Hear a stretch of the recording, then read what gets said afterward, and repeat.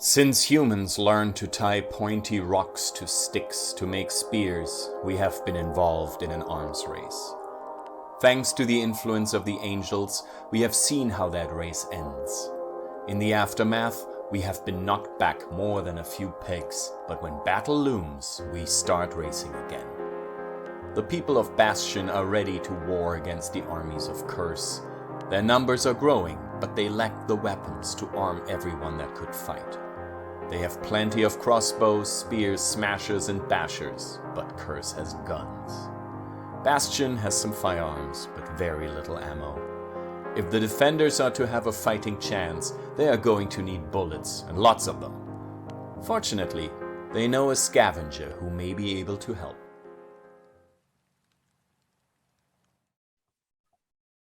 Welcome. A small piece of business for the benefit of Mr. Tribe. Isn't it that's a Beatles song, isn't it? For the benefit of Mr. Tribe. When I mentioned Bastion, that is the new name for the Shire. It has been seriously armed and armored up to prepare for the defense against Curse, and they wanted a name a little more combative oomph to it. So if someone in our interplay discusses Bastion, that's what we're talking about. It's occurred to me you might not know what the hell I meant. We're going to begin with Goldwater, we've not seen for a while. Goldwater, can I have a brief, who is this dude? What's he look like? Introduction from Goldwater. Do you want it from his perspective or from my perspective? Like you were writing the intro to his comic book in 1974 for Marvel. Gotcha. IRS Special Agent Goldwater has traveled the wastelands, collecting taxes and auditing those who will not pay. Auditing usually ending up with a rain of bullets.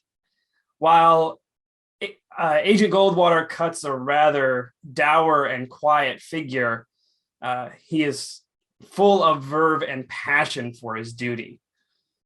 He looks like a mix between Tom Jane and the guy who played Agent. I would say the Shield agent. Wow, sorry, Coulson. Greg. Yes, Clark Gregg, and is pale and has a forked tongue. I love how you chase it with a little Tom Jane, kind of a Coulson like pale forked tongue. Moving on. So Goldwater is escorted into a secured room. The secured room is full of technology. It's basically the back room of something that would be a front for this room, which I didn't mean that in terms of physical space. I meant front definition to, not front as it is to back. But I think you followed me. There is in the middle of the room a barber chair. The barber chair is connected to a bank of high-tech devices. The handler indicates that you should sit. They come around and they help you on with a VR helmet. And it is a reminder to, I think at this point, the players know, but maybe some of the audience doesn't know. Nuked is a retro future game, but it's retro future, not a lot of things, including things like Fallout, tend to go from idealized 50s retro future forward. We take it from 1984. So this is the future we thought, that we were going to get, not what we did get. So this is like a Lawnmower Man VR style helmet with like a crazy amount of like Not My Planet Monkey Boy cableage coming out of it. They tune it in, fire it up. There's a bright light, the back in the sort of the 80s, like every transition into virtual space was a bright kind of angelic light. Then things would come in and always kind of shitty resolution. You are seated in a virtual meeting room. There are about a half a dozen others in the room with you. You know that none of them are physically there. This is a virtual space. And also because this is retro 80s, we've got scan lines. Like, I think some of us who've done this know editing wise the filters we use for this. And so you're looking around like, oh, the graphics are amazing, but they're fucking not amazing. The background is a video loop of the old Capitol building. It's like I'm here. Around the room, these other people are wearing uniforms of the various types. Military, one is a postal worker, one's a fireman. Only one person in attendance is not wearing a uniform. It's a middle-aged woman in a suit with a flag pin on the lapel. Postal worker says, Madam President, this is IRS Special Agent Goldwater, the gentleman that I vouched for. Goldwater, this is the President of New America, President Ginsburg. And she looks over and smiles a little bit. Welcome, Mr. Goldwater. Madam President. I understand you've jumped through some hoops to be here today. Yes, that is true. I'm glad you could make it. I'm told you, and she shuffles through stuff. So you kind of see her shuffling, but you don't see what's on her actual table. So it looks a little odd. You represent someplace in Texan called Bastion? That's correct. And you have a problem, a local warlord or something? Yes, named Curse. And she says something off camera, just to an aide in the room wherever she is, which was clearly something on the order of like, get me the Curse files. So what is the problem, Mr. Goldwater? Oh, Curse is, well, slowly now taking over as much of Texan as possible, and subjugating the human settlements settlements that his horde comes across. We've had multiple run-ins with Curse, and we've managed to keep him away from Bastion more than once. I managed to stop Curse's people from getting, well, me and my associates managed to stop Curse from getting a hold of a nuclear weapon at one point. But more than a nuisance, incredibly dangerous and willing to do almost anything to gain power. I see here, and she looks down again, there's been skyfire in the region. Yes. Anything to do with you or him? Both. And at least one nuclear detonation. Yes. Same question. That was, we did not set off that bomb, but we were nearby when it happened. So I'm relatively certain, as I have many reports as to your competence, that you're aware that the coasts where a lot of the government at one point was based, hardest hit ecologically after the fall. So Texan is important. All of the regions that are more inland have become proportionally more important because more of them has actually withstood the damage of the fall. So this news is worrisome. I'd also like to point out that despite multiple attempts at delivering tax forms to Curse, he and his people will not fill them out and will not report their taxes.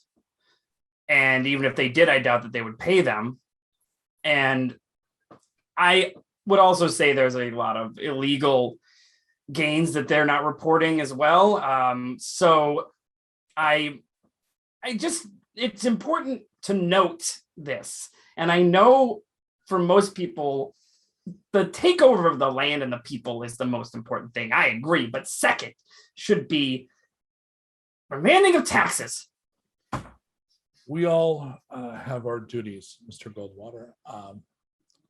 Our friend here, and the president indicates the person in the, you realize now that they're handling the postal. I forget what that is. It's not attorney general. There's a role for that, and that's who they are. Postmaster General. Postmaster General. Thank you. They apparently also have refused pickup or delivery. They've refused to involve themselves in any municipal process. As far as I can tell, they have no interest in participating in the rebirth of their glorious country. Is this something that you feel that you and your companions can handle on your own?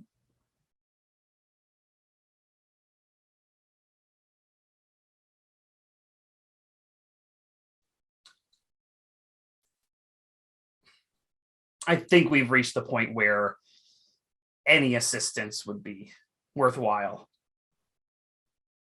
I would show you, but the camera can't pick it up effectively. And she broadly gestures to the wall in back of her, which is just a video loop of the Capitol building. I maintain a hotspot, a current concerns board, which I think you would immediately understand and be able to interact with. We have quite a lot going on, as I'm sure you understand. This is an incredibly complicated enterprise.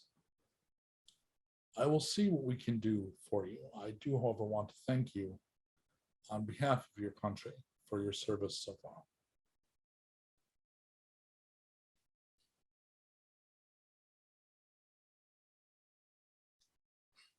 It's what I was raised to do, Madam President. It's what we all were. I'll get back to you as soon as I can. And she raises her hand and does a simple gesture, and the image just blips off. Your handler takes the helmet off of you. There's an unnecessary sound effect. Right. You also realize that this little tech room has a lot of like old USA patriotic stickers everywhere. Like this is the kind of room you'd imagine in the like the 20s. This would be like where a rebel blog would be. We got to bring the country back, man. Like the signal can't be stopped. Yep. And because obviously at that point, the country had already been sold out to the corporations. Yeah. So the handler takes you to the front room, which you realize now is a waiting room, and offers you a new cola. These are hard to come by. Thank you. About an hour later, they come back out of the room with an actual printout, and it's tractor feed paper, and it's been ripped, and comes up and says, "We have your response. It was only an hour, so that obviously, whatever I certainly didn't listen. I don't have the clearance, but obviously it's important, or they wouldn't have gotten back that quickly." The message, which I'm to read to you and then destroy, says, "Cannot offer municipal services until curse is removed. Dispatching Rough Riders to assist. ETA 5 days."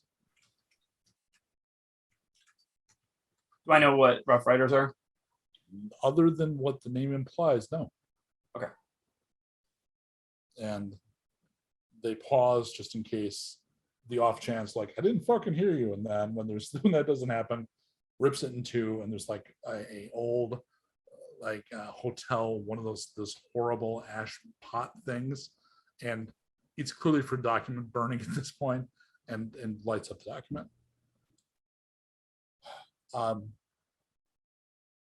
Again, I know I said this when you came in, but please don't keep the location of this safe room anywhere physically, like on no maps.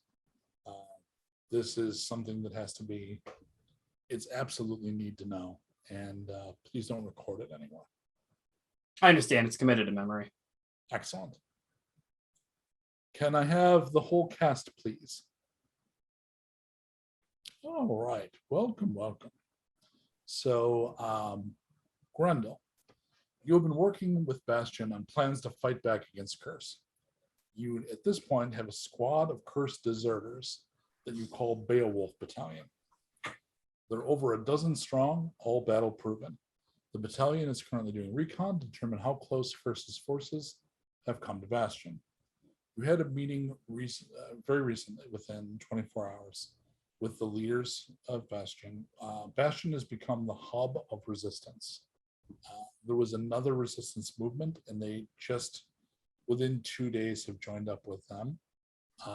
There was someone that your people knew as the White Rabbit, and they have just recently allied and become one unified resistance. But you've been working with both of those groups to find any group in this area willing to fight back. One problem both you have in Bastion and that Beowulf has is you need ammo. So obviously, post-apocalyptic, finding never fired ammunition is rare. It's possible, but there's a lot of like reload, a lot of everybody's got like some version of like the shell reloaders. But even then, it's hard to get the stuff to reload them, and you know, you're casting bullets, but it's not as good as having. So your supplies have run sadly very low. So the three of you, and by that I mean Lord Nevad, Agent Goldwater, and Grendel, you have reached out to someone named Lambda. Lambda is somebody that the people of the Shire at the time, Shire being the previous name for Bastion, you know, friendly Mike, editor, Colin.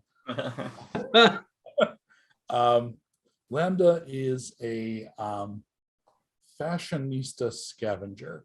The last time you did an errand with Lambda, you ended up having a musical number, and you came away with an amazing new scarf for Agent Goldwater. It was picked through a full catwalk presentation of possible scarves. And Lambda, you will be pleased to see that Goldwater is still wearing the scarf. Has not just done the anti-Fern, like, I love your footy pajamas, you know, and then never wearing them, like, no. And the people here tell you, oh no, he wears it all the time. Lambda, you happen to know of a place that could probably help you. It used to be an automated distribution hub for Myrmidon, the largest direct retailer in the old world. Faraway Colt, can you, the little M logo I sent you, can you post that up? And this is the logo for Myrmidon. So there, shortly before the fall, there were nobody really shopped physical places anymore unless they were rich enough to want the bespoke experience. Largely, anytime you shop for anything, you sent to Myrmidon, and drones would deliver the endless ebb and flow of cardboard boxes with that goddamn logo on it. I see. I see your pun now. It was a fact of life. Yes. Lambda managed to sneak in very briefly. You got some supplies. While you were there, you got a look at the inventory manifest, which showed a large surplus of weapons and ammo for hunters. You left because the automated defenses were a little too much. It was too much pressure. You never went back because weapons and ammo aren't really a priority. Ironically, some people might have seen that and been like, jackpot. But in your case, if you can find like a dress barn, you're probably a lot happier because like the stuff you can just grab, you know. So ironically, you were the one person that didn't go, bullets, holy shit. You were like, bullets, I don't care. But when they came asking, Worthless. Exactly. Well, so when they came asking, you were like, I happen to know a place. And as long as, you know, I go with you and anything maybe that I need, you help me get out of there, we're fine. So the four of you have set out. Can I have a picture of the fucked up post-apocalyptic truck, please, Colt? I have to be patient with poor Colt because I dumped 1,000 images on him. Oh man. Hell yeah. Oh, yeah, dude. But it's longer. So the front actually has a front and back to the cab. You know, the half seat style front where you actually have like a bench seat behind the driver and the shotgun seat. And then the back part there is about 1.5 times longer. So picture the bones of that vehicle. So the vehicle kind of looks like that, complete with the pintle mount, because Grendel actually has a fucking minigun. So there is a pintle mount up there, but it's longer. So if that thing was made out of a truck that was a bigger model, it's almost exactly right. I think the only other difference is the wheels are probably bigger knobbies. So this has been optimized for cross country. This is a vehicle that Grendel brought with him. So Grendel, this technically is yours, although it's it's you and the boys. It's one of the things you use when you go into battle. It's also been armored. Let's now can you throw up the picture of Grendel, please? So that's kind of what Grendel looks like. Grendel is a big dude, big but kind of gnarly, kind of. There's a point in every warrior's life where you can kill a dozen men, but when you get out of bed, you're like, oh, for fuck's sake. Like, he's clearly crossed that line, and not recently. The other thing about him is he wears a headset of sound-canceling headphones. They're not always on, but anytime there's like the volume starts to rise, so make sure they're in place. Is that what? Because it looks like he either has shoes or bread on the top of his head, or horn. It's bread. He's a troll. I have shoes made of bread. He's a troll. Those are no. He is he's not a troll. He's a troll. He's a full on. Okay. Korg is a troll. Grendel is a troll. He has horns. He generates the whole fucking 9 yards. The whole bit. Okay, cool. That's okay. But upon my horns, I wear shoes made of bread. Okay. It's an old warrior affectation of my tribe. I can see like other gnarly middle-aged people. You're like, yeah, it's been a tradition since the 80s. Fuck you. You don't know what goth is. We always wore Tempur-Pedic. Yeah. Can I have a picture up for Lambda, please? It's fun. Lambda is a work of art. So everything they wear has been chosen with care from what some see as some people look at the world, the fallen world, and they see a palette of grays and browns. It's like a sepia. It's an eternally dirty world. But the truth is, there are colors aplenty everywhere. And Lambda is an absolute pro at finding those colors, taking them out, giving them shape. Lambda is an artist, literally a visual artist, also designs fashion and is a scavenger. So uses their scavenger ability to find materials. That jacket is fabulous, not only in that it is a old retro 80s style, but it's got diffraction coating in it, which helps make it resistant to energy weapon fire. So that's what those two folks look like. I'm going to go ahead and just say that most people at this point, if it's the first time you've tuned in, thank you. But go back to last episode for a description of Navad. Everybody else, it's fucking Navad. Hey. It's Lord Navad. Exactly. I think we're pretty much heartthrob. Well, hey guys, it's Lord Navad. I think the one difference is Navad is definitely carrying himself differently. Yes. You care to explain the difference in presentation? Yeah. So, Navad is kind of traditionally been kind of like what I'm doing right now, a little stammery, a little twitchy, a little neurotic.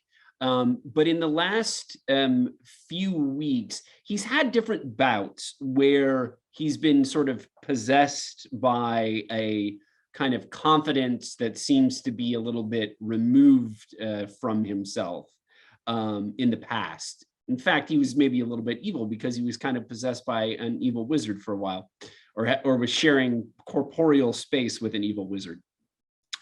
Now it's the same kind of vibe, but it's a lot more pleasant, and he's more confident and a little bit more stately.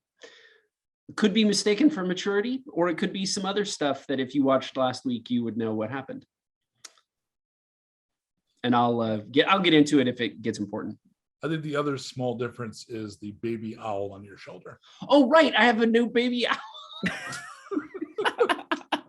Which is probably the reincarnation or manifestation of my previous mentor, Gordon / Merlin, who croaked it in the last episode. Have you explained this to any of the people that you've traveled with, or do you just kind of unexplained have an owl on your shoulder? I think that Navad is kind of like, he's getting into a little bit brandish territory a little bit, where he's just kind of like thinking his own thoughts, and people are just like, I don't know, I guess he has an owl now. All right, can you call up the map for me, Colt? All right, so you see Bastion up there on the top near the border of the Cursed Lands. You see where Austin is, and that was where the airport is, which is where the fucking vampires are. There's a couple of places that viewers will recognize from previous adventures. The thing with the double reticle target is where you're headed. So they're going from Bastion to there in Grendel's battle truck. All right. So we are right. Hey, could we get the, sorry to be table talky, can we get that image in the group chat so I can see it a little bit better? Okay, cool. Thank you. Sorry about that. Thank you, sir. So one thing that Lambda can warn you about is that the facility is actually in a marsh. So, you would warn, and Grendel may have responded by putting like an extra replacement tire, making sure anything you might need from traveling through that terrain is in there. Might explain why the extra big knobby tires are there, but you're fine. So given that you have driver's seat, shotgun seat, behind them there's a bench half seat, then there's the back. I need to know who's driving, and I need to know who's where just in general. Now, Grendel, you could drive, but do you want to be in back in case you need to use the minigun?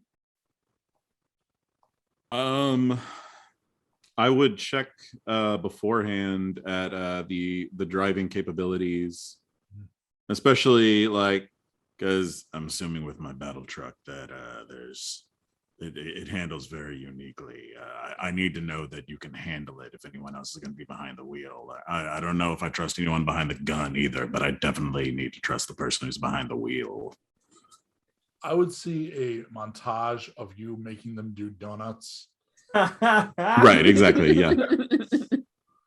So who's got drive? I think a couple of you have decent drive. Yeah, Navad's actually not bad. Lambda, you're not really a driver, right? Not a driver, definitely a shooter though. Yeah. I have 3 in drive. I have a 3 in drive as well.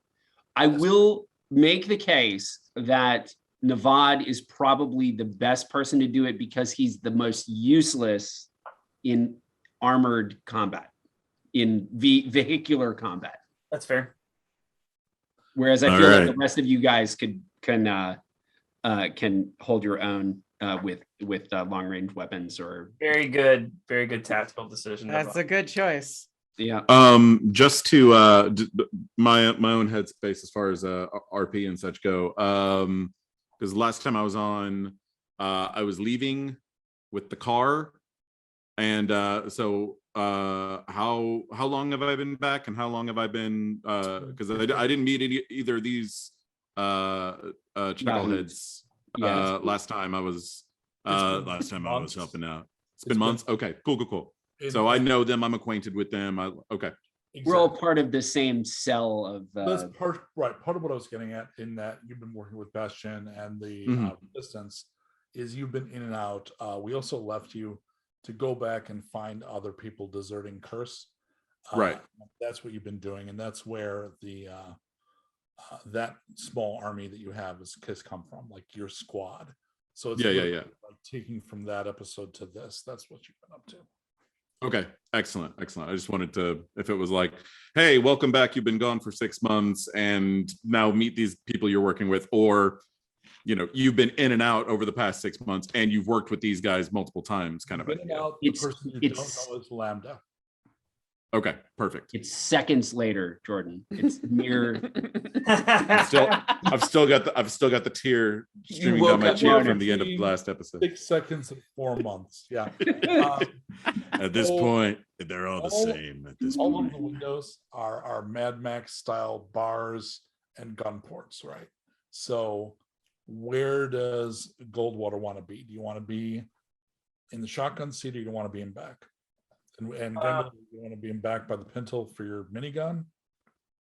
Yeah, if I'm not behind the wheel, then I definitely want to have like my gun mounted, and and I'm keeping my head on a swivel, just like just watching everywhere we're going through, looking for glints, looking for anything out of the ordinary. I'll be in the passenger seat. Okay. And do you have a gun kind of out in your lap to stick out the? Oh yeah, always. That'll be your SMG, right? Yeah. And like shotgun's kind of shitty to be shooting out of a moving car. Lambda. So it sounds like your options are back seat or out back in the pickup. I'll take backseat. Okay. And there are those windows back there also have, they're half windows but they have gun ports. So if you want to fire out, they basically got like little armored fire through me holes. So you can easily fire from back there. That's perfect. Perfect for me. All right, off you go. God, I'm wordy in my own notes. Yeah, blah. Come on, Mike. God damn it. All right, there we go. Get to the point, me. Yeah. Well, Jordan, you'd think you just use like keywords, right? Like I write whole fucking paragraphs and I'm making them all flourishy. For who? Me? I am there with you. I appreciate that. I appreciate it. You're like you and I are one blood in this. All right. So back up on the map, please.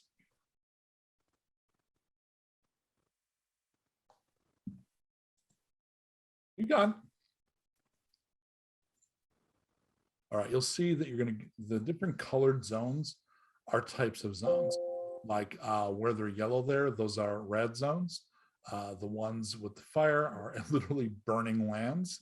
The ones that are green are wild zones, where the effects of the fall have actually caused like pretty much uncontrolled, crazy, the world's reclaiming civilization kind of growth. The purple ones are biozones. So the area that you're going into is at the intersection of a wild zone and a biozone. The upshot of that is lots of crazy fucking mutant one-of-a-kind plants and a lot of crazy overgrowth. In this particular section, done with the map, thanks so much. The water table is at a point where if it ever was where it needed to be here when the roads were built, that's over. And you're often having to go a little bit off the road because there's whole areas that are marshed out and you'd be going, this truck doesn't have a periscope throttle. It can't breathe if you go too deep. So you got to be careful where you take it. You're also going to find pretty quickly that there are creeper vines. It's essentially a form of mutant kudzu. And if you know anything about kudzu's already a fucking mutant overgrowth monster of a thing. So take that and then, make it 10 times worse because apocalypse. And it's all over freaking everything. And the vines, instead of being like typical, like a power cord width, are like, climbing up a beanstalk kind of width. So from time to time, you're going to need to either go completely off-road or you're going to stop the car and get out. Like, what are your physical strengths? Like, obviously, the troll is strong. Is anyone else got strength? I'm pretty sure Nevada does not. No, I mean, this is like literally one of the worst things that Nevada could do is like get out of a car and move vines. If you're willing to use your powers, you've got the destroy thing that would just part them. Yeah, like I'm guessing they get kind of like crumpled up and chunky. Yeah, I could do a little bit of that, but I'm guessing that it would also seem a little tedious after a while. To keep blasting at the vines. Yeah, well, and it does have a cost associated. So you would eventually wear down. So it sounds like if there's ever an extra big tangle, Nevada can kind of step out and be like, "All right, guys," and effectively blast them away, or make them easier to remove. Lambda, do you have strength? I don't think I do. No. Okay. So it sounds like Goldwater and Grendel can work together to clear vines when the thing gets stuck. I do need to know from the group in general, and I'm assuming Grendel, are you kind of taking a leadership role, or do you refrain from falling into that mode? I can if I need to. I see it more kind of like sort of the survival scout, like, you know, less of the kind of command leader and more of the like, I'll get you where you need to go and keep you alive and kill anything that tries to kill you sort of idea, more than being like, you do this, you do that. Mm-hmm. One thing as an experienced leader you discover really quickly, and it's something that's been true for now 2 seasons, is this is one of the only player character groups I've ever run for where there are no leaders. So you find out right away, for example, Goldwater would prefer to be told, please move that vine, you know, like, all right, you know, they do not have any naturally occurring leaders or any weird hangups about it. They're all totally fine with that being the case. We're a true co-op, baby. The only time Goldwater kicks into leader mode is when there's combat. That's true. Yeah, Goldwater is definitely the group's best tactician. He's too intense and focused on one thing to actually be a good like group leader. But when bullets start flying, he knows exactly what to do. In that case, I would definitely kind of feel that once I realized that there was a power vacuum. Yeah. I would kind of just by nature sort of like, you know, no one's telling anyone what to do. All right, I will tell everyone what to do. All right, so Grendel ends up, we'll see them in kind of montage, making their way through this difficult terrain. But the reason I wanted to square that all away is I wanted to ask the telling question. When faced with difficult terrain moving forward, would you rather, on the whole, try to go around or stop and hack through it? Knowing my my battle truck as well as I assume I do, would I have an idea of like, you know, as far as like, would it be able to handle like going through kind of over rough terrain, or would it have an easier time going around? For me, please. Okay. So I'm going to give you a difficulty of 4. So roll your drive dice. Any die that scores a 4 or better is a score. Any die that scores a 6 scores, and you re-roll it. It is an exploding dice game at this point. Is this for me since I'm driving, or is this a? No, Grendel is not even saying this out loud, so nobody can help him. Okay. It's Grendel's internal opinion. Just on this issue. Grendel's relationship with Battle Truck. Correct. Okay. I got 1-4. Okay. So there's a partial. So the partial says split the difference. You know, you're a little concerned. You're less concerned about bumpy terrain. You're more concerned about the water. So you probably will turn away when the marsh gets too deep, and then be more in favor of like going over bumps. But the person driving obviously will have case by case calls. But the general sense then is, okay, good. Off you go. So this one interesting thing about that map is, again, if you call it up again, I hate to do this to you, man. All right.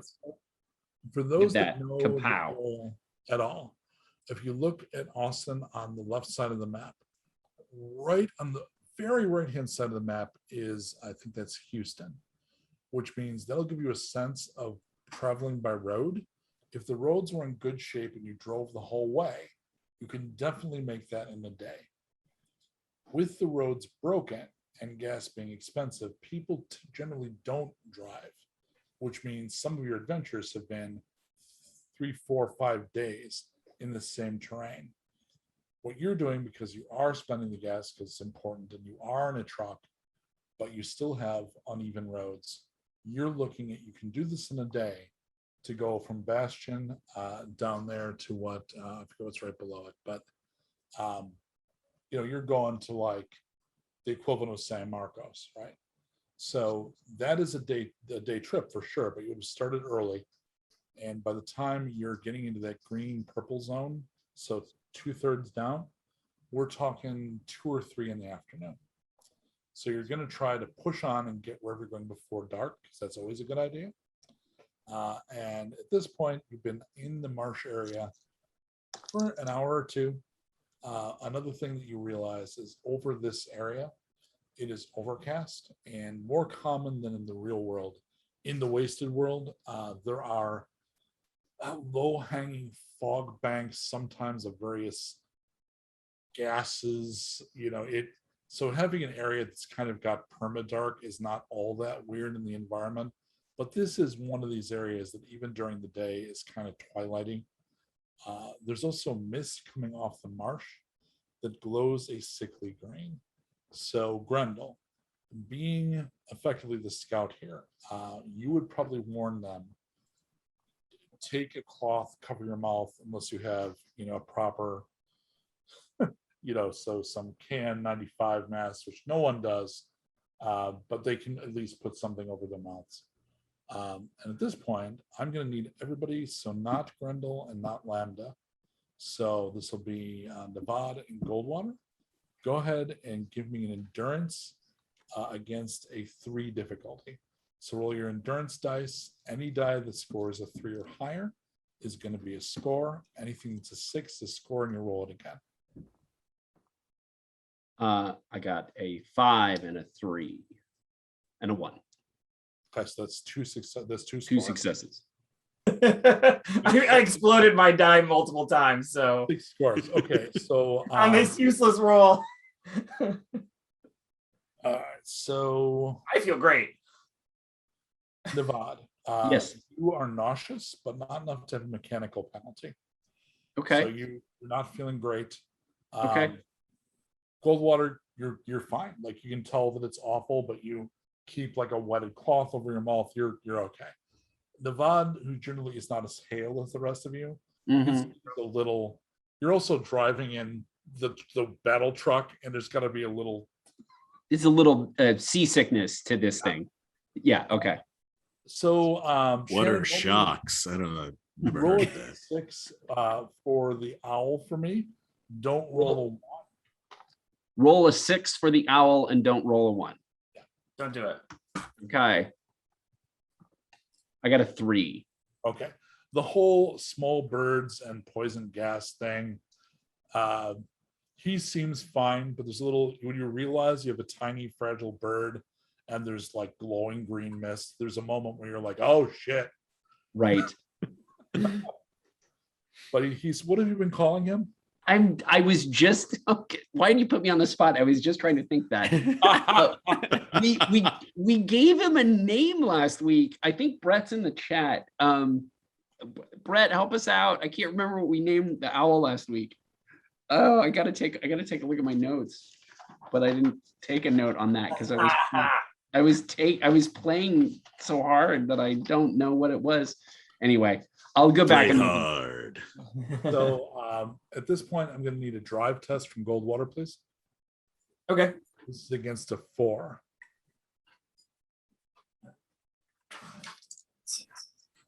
Sorry, I accidentally covered up my 3 dice.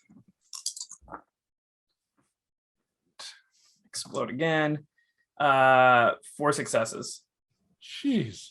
So that's going to be exceptional success. So you carry out the preferences that Grendel laid down. use your own judgment, and you avoid, the don't what do we say here in Austin? The don't drown, stupid fucker. What's the mnemonic that we use? Don't drown, turn around. And there's no stupid fucker. No, Well, It's no, implied. you can add that. It's optional. Right. Oh, that's right. It's put on your mask, you dumb fuck. Yeah, there you go. Okay. All right. So It rhymes in the original Flemish. Don't make me ask. Put on your mask. So you so far have not really been stopped for very long. Once or twice, Grendel's had to hop out and move basically the equivalent of a fallen log. But generally, you rolled well enough, because that was really good, to get around most of the obstacles. Those of you who are riding, which at this point is going to be Lambda and Nevada, is there anything that you are talking about while you are venturing? So we've worked with Lambda before. Is this correct? Mhm. This is the backstory. This is Yeah. not our first time. So I don't meeting. know if any of these PCs were on that particular mission, but Lambda has definitely helped this group before. Yes. I think it was just Goldwater. Who knows? who Lambda Oh, is. okay. So this was an actual. Okay, I thought this was backstory that was being provided. No. It was an Off-screen episode. backstory. This was an episode. Yep. Borg was on it. Man, that's right. Okay, yeah. I was not in that episode. Yeah. Yeah. So that's what we're talking about. So I didn't. watch that. I'd probably be commenting at the fact that Nevad's outfit is lacking maybe a little bit, maybe pulling out some suggestions out of thin air. It's like there's got to be something that we can So here's the spruce question. this up with. When you offer suggestions, do you offer suggestions as you would restyle Nevad, or do you take into account how you think Nevad sees himself? I'd have to take into consideration how Nevad sees himself, how Nevad is wearing everything as it is. It's like there's something missing. There's something very you that's missing. So Kdin, do a 4-die test for me against a 4. So, and that's again for anybody listening. There's when there is an irrelevant skill, we'll sometimes roll 3 or 4 dice depending on what it is. In this case, we know fashion design is a thing Lambda does, but it isn't connected to an attribute because obviously the skill system is not granular enough to have a fashion design skill. So we're just going to drop some dice. I got 2 5s, 2 6s, and then I re-rolled and I got another 6. And re-roll that 6. Oh, Fine, it looks like you're very fashionable. I got another 4. So that's another score. So Nevad, Lambda sketch. Turns around.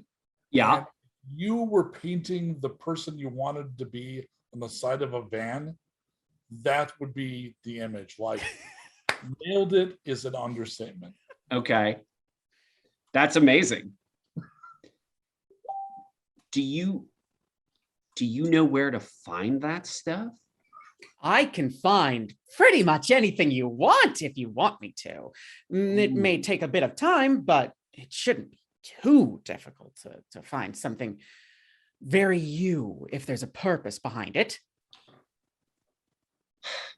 Well, I've changed a little bit recently, and I think possibly a change in my appearance would be only fitting. Are you familiar with the old pre-world wizard Gandalf? You could say I'm familiar with Well, the old tales. he dies and he goes from being shabby to being sort of a cleaner version of himself, and that's kind of maybe where I'm headed. Yeah, and I don't want to die in a fiery chasm, though. Lambda, Gandalf to you, by the way, is your meds dealer. I have a scraggly older guy that has some basic pharmacological talent. All right. I see.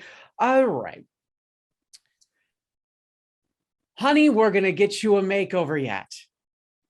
So Okay. don't you worry. So Okay. Lambda, I'm thinking, and Kate, I don't know where you're at with this.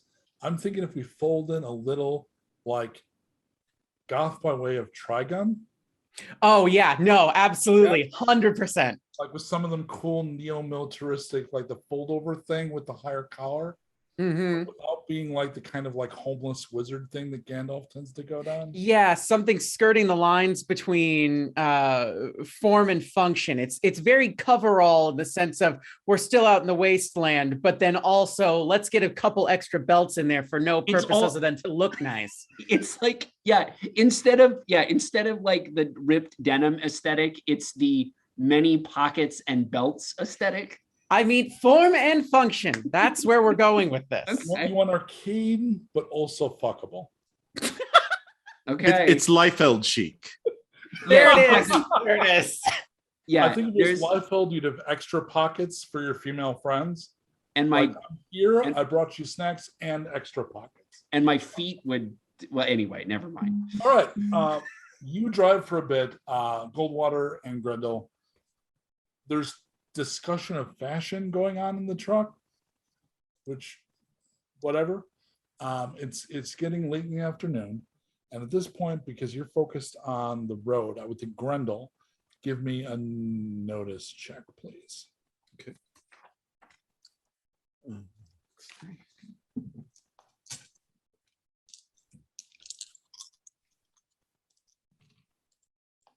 I got a 6, a 5, and a 2.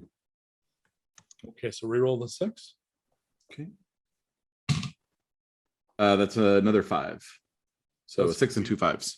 So the terminology, that's 3 scores, which is an exceptional success, which is awesome. Up ahead on the road, a little bit to the side of the road, but definitely right up ahead. At far range, you see 6 cloaked figures. It could be a trick of the light and the glowing mist, but they appear to be hovering off the ground slightly.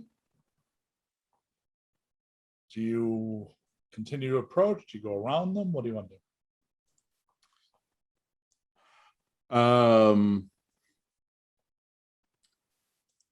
They're just standing there. They're like, we're coming upon them. They're not like coming. You're not getting any real details, and to see if they're moving or not, you have to wait a little longer.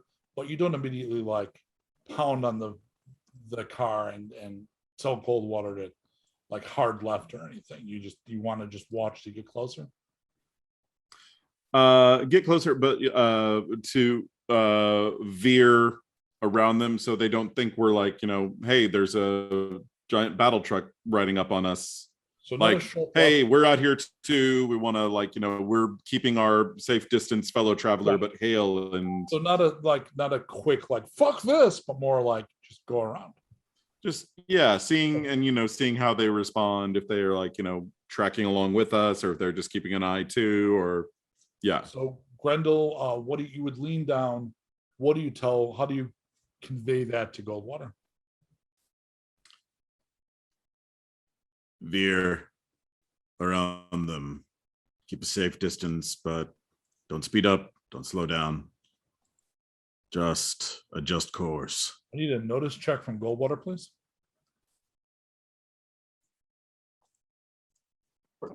Here we go. What difficulty am I looking at? Oh, I'm sorry. You need a 4. I got 3.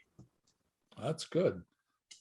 You notice a purple shimmer and their position changes.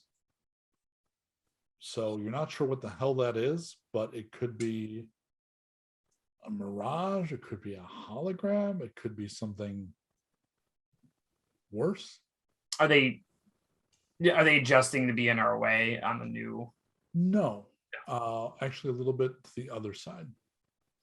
All right. Well, as long as they're staying clear of us so far. I mean, there's just weird stuff all the time. I can't freak out every time I see a weird thing.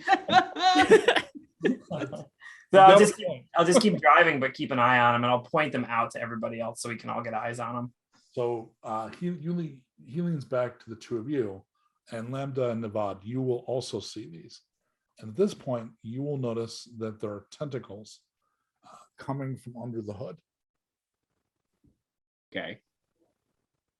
Colt, you don't happen to have any creepy robed tentacle face pictures, do you? Just by random chance? Ugh. Okay, dokie. So there are 6 of those up ahead. Squidma.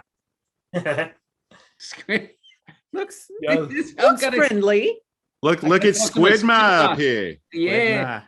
Yeah, everything in Nuked is named by what people would call it. So very few things actually have cool names. And actually the toughest thing one of the toughest things they've ever run into, its name is the Nope. Because all anybody ever calls it is fucking Nope. It's the monster the size of an apartment building. And it's such an obvious reaction. They've talked to other groups. And if you describe it as a Nope, they know exactly what the fuck it is. So those clearly are squid maws, and yeah, there you go. There's the nope. No, that's a nope. Big no. That's a big nope. That's the size of a draft house. Nope. So as you're approaching, you get that clear look so you can see what they look like, but also they are not consistent in where they are. Like they'll shimmer purple and move. But they're keeping their distance, or they're shimmering and then moving closer, or like it's a random pattern. Looks like gradually shifting closer, and pretty soon you're going to end up getting closer. You're going to be going around because you're moving probably at 30-40 miles an hour. I'll lean down and sorry, Barrett, generally like on broken road you'd be looking at 20 to 40 tops, right? Yeah, so probably around 30. All right, and at this point, as you're about to pass them, they will phase in and attack. Whoa. Okay. Jerks. So I am going to need an awareness against a 5 from everyone. Ooh, okay. Rolling for You roll a number of dice shown by your awareness skill, and you need a 5 or better. Any die that scores a 5 or better has scored. Any 6 can be re-rolled. Navad, what'd you get? Well, if I can pick up the dice off of the floor. No good for Goldwater. Okay. I failed. I got no successes. And Grendel? no successes. Okay. Oh, great. 6, 5, and a 4, and I re-rolled the 6, and I got the 4. So 2. So you have exceptional success. Everybody else, and that's just reaction, okay? Because that's what awareness is. And so in this, in general, also because for anybody watching that might be playing the game or intends to play the game, the first round of any combat is generally decided situationally. So in this case, the way I did that, because you were kind of expecting but not expecting them, will teleport in and attack. I did the awareness to get who's going to be able to react. So Lambda, they're appearing near the truck. Do you want to fire? Do you want to see what they do?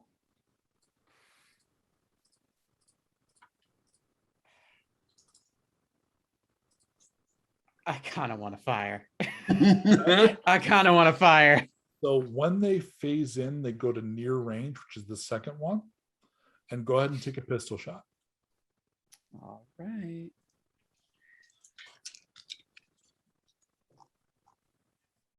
That's good.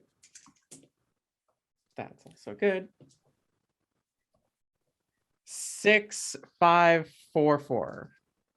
Okay, 6-5, that's actually a hit. Reroll the 6. 5. Okay, exceptional success. So you're going to hit. Go ahead and roll your damage. Their difficulty is actually a 5 because of their armor. So you roll, if it's a standard pistol, you roll your 5 dice. Sorry, 4 dice, and then anything that scores a 5 or higher is going to score damage. Let me know how many successes you get. 2 5s, There's a 4 and a 6. Let me re-roll. Wow. And a 2. So Okay, so that's 3 scores, and I believe your power is a 2, right? my power is yes. Okay, so the way that works is you multiply the number of scores by the power. So that's 2 damage per score. You got 3, that's 6 damage. So I think I've explained this before. Generally, the way I do it is I say green, yellow, red for hit points. I don't tell you how many hits they have. You took it to yellow in 1 hit, despite the fact that it's phasing. So it's a little bit like, let's go D&D a bit on you here. They're a little like displacer beasts. So when they're firing, they're moving around. So you will see Lambda like out the firing port, bam, bam, bam, the thing is moving. But Lambda is apparently for this shot such a badass that you clip this damn thing. And it lets out a strange squeal that is mostly psychic damage causing. So they are basically completely quiet. So it makes kind of a mind shriek kind of response. The rest of you do not get to react. I am going to need a drive test from Goldwater against a 5 to avoid spinning out here.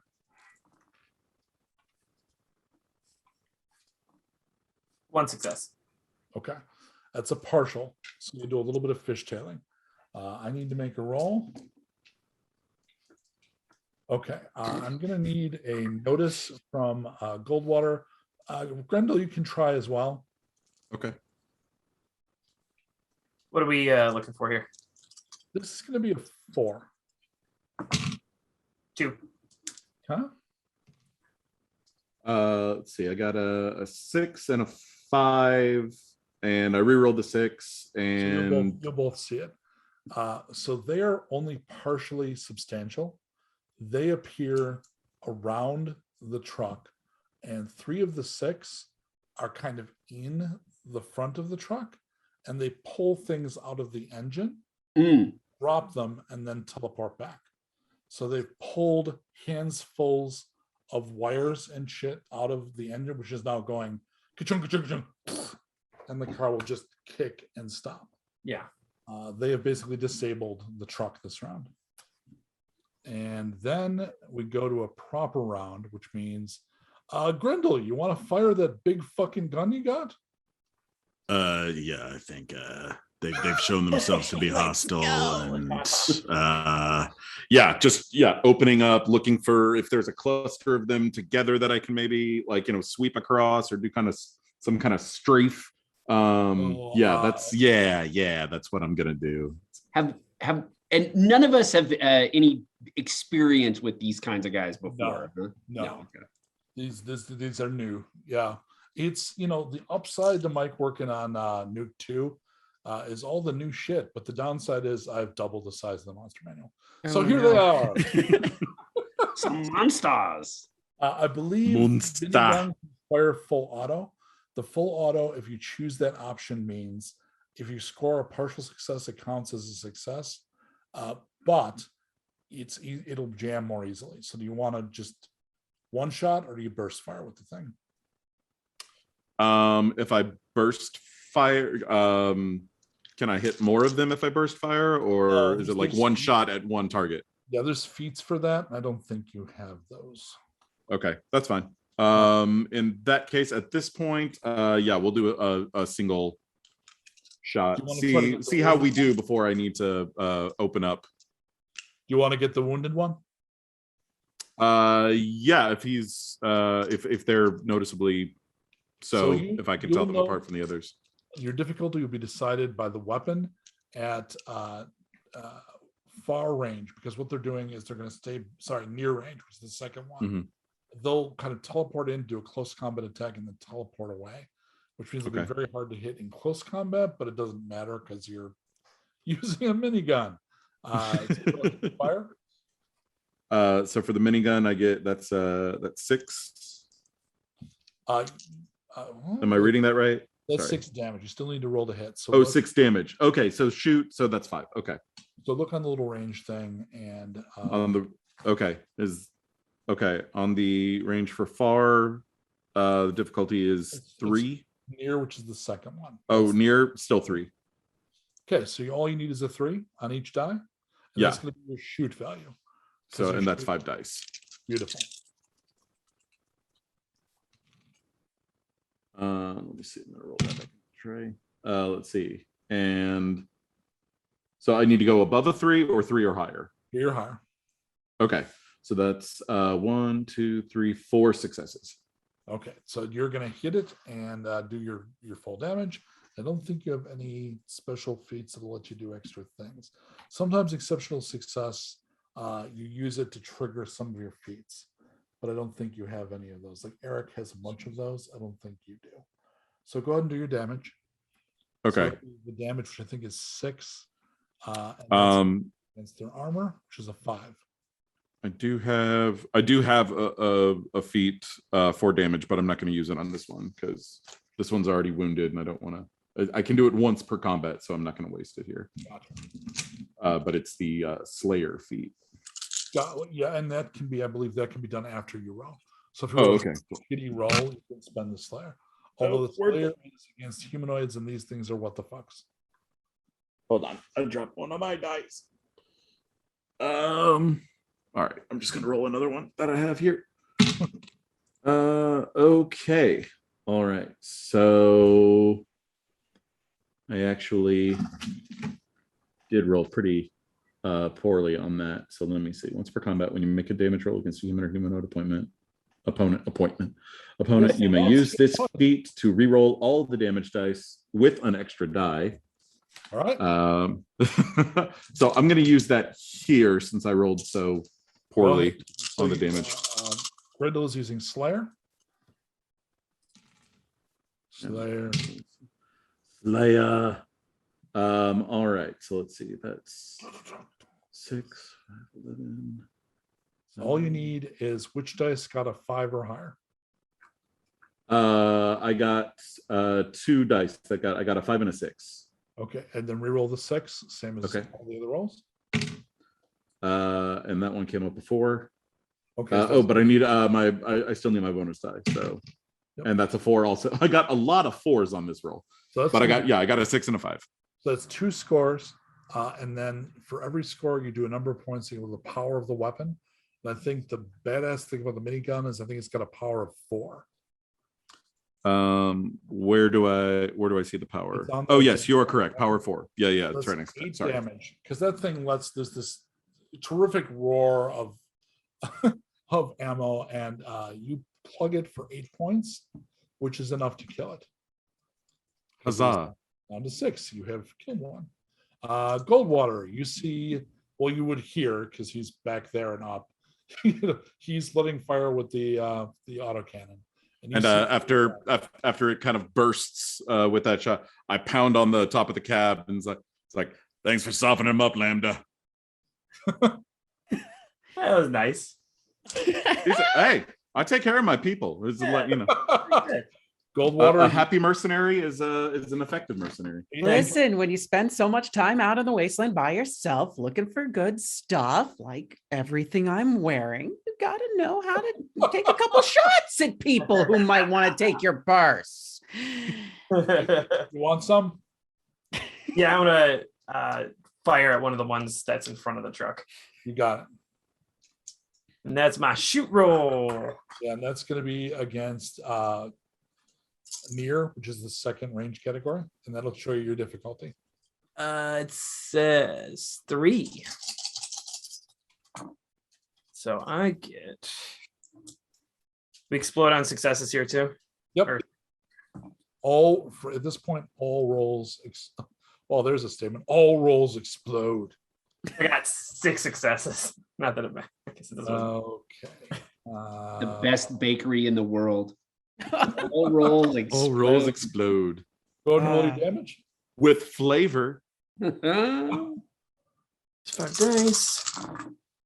And this is just adding, correct? No, it's literally like all the other rolls now. So Okay. the difficulty is decided by the armor of the person you're attacking. Theirs is a 5.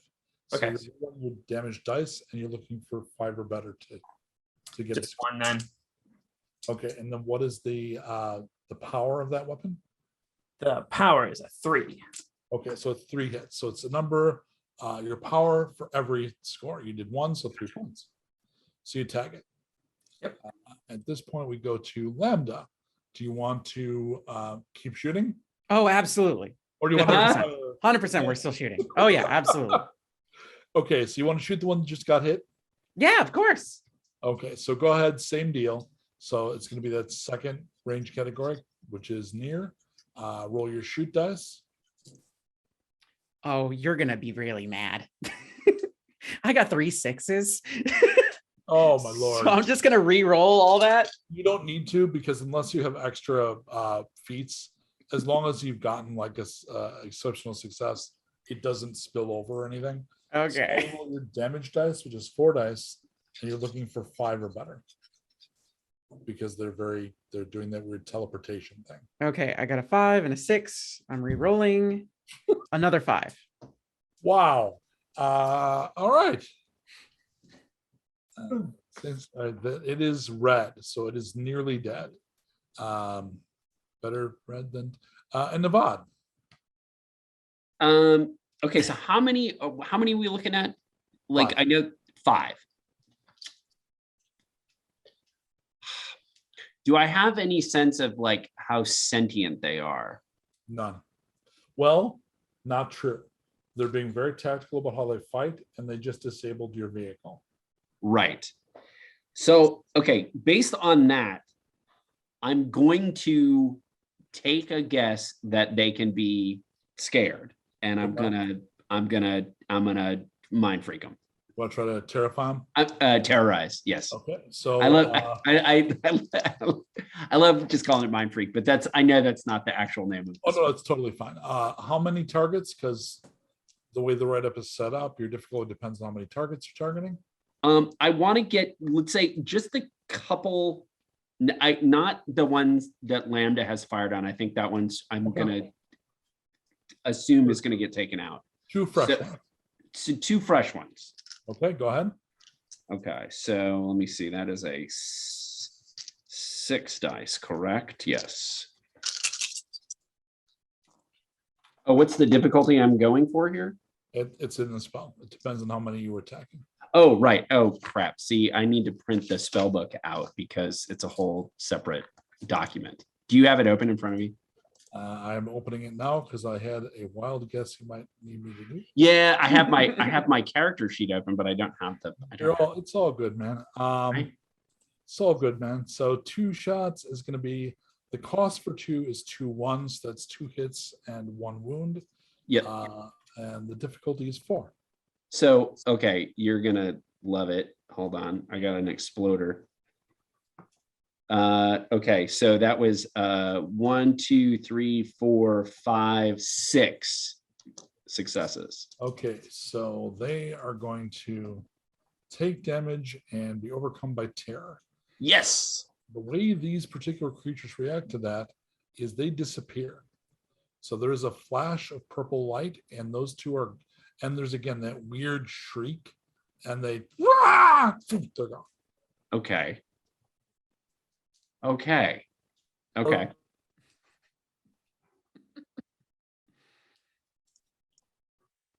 The one that was wounded decides to fuck off. That leaves only 2 of them. Let's see if they stick around. They do not. The final 2 disappear as well. Ooh. And with that, with a fair amount of focused badassery on the part of our heroes, they lay into the terrible squid face monsters. Let's get thank you, sir. Lay into the squid monsters. They didn't even get a chance to try to do whatever terrible thing they were going to do to you. We all got our licks in. That's great. Yeah, and it was pretty terrible. So it's probably great that that didn't happen. And at this point, you're going to need to get out and start looking for the stuff they pulled off the car. Yeah.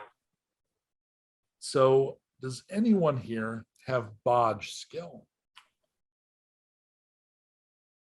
2 in bodge. So you're going to need Lambda to try to fix the car, because bodge is what you use to repair things. You can help, though. So Lambda, you're going to get to roll 3. and you only needed 3 because you've got the parts right here. So this is not like you're not rebuilding an engine, you're plugging shit back in and making sure it works. Okay, I got a 3 and a 6. And we roll the 6. And it is a 4. So that's an exceptional success, which means basically the assistance comes in the form of they're digging around in the muck and handing you bits of car, and you're just maybe even whistling to yourself because you did really well. You're just plugging it back in, and you have them started, and it will fire up the very first time. So in addition to being a smashing fashion designer, Lambda is apparently a gifted mechanic because that was fine.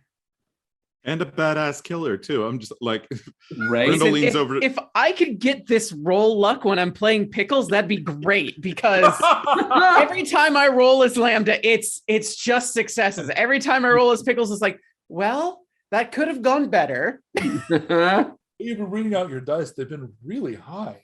This is awesome. All right. So you don't actually have to take like a break. You can, if Grendel's okay with it, you can just get right back on the road. Yeah, let's push on. We don't want to be here when the darkness falls. That was barely an inconvenience. Super easy. That, I don't wear t-shirts much anymore, but that is one t-shirt I want to get. Yeah. Yeah. Same If here. nothing else to support, I want his newsletter, So you continue. Beautiful. One more drive test, please, with an extra. This will be only against a 3 Goldwater. So Drive. okay. 2.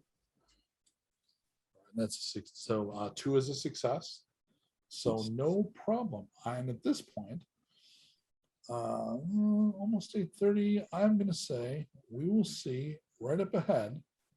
You see a balloon. So it's not like a red balloon, like it isn't around. Like big balloon, not quite as big as you'd put over a stadium, but obviously like between that and a weather balloon, like meant to carry things like that kind of. And it has a digital sign hanging from it. And it's in a position where it's hanging over the road. So this, like back in the day, might have been the kind of thing you have for road warnings. And it says on it,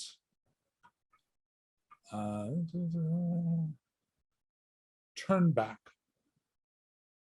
And at this point, I'm going to say, let's take a brief bio break.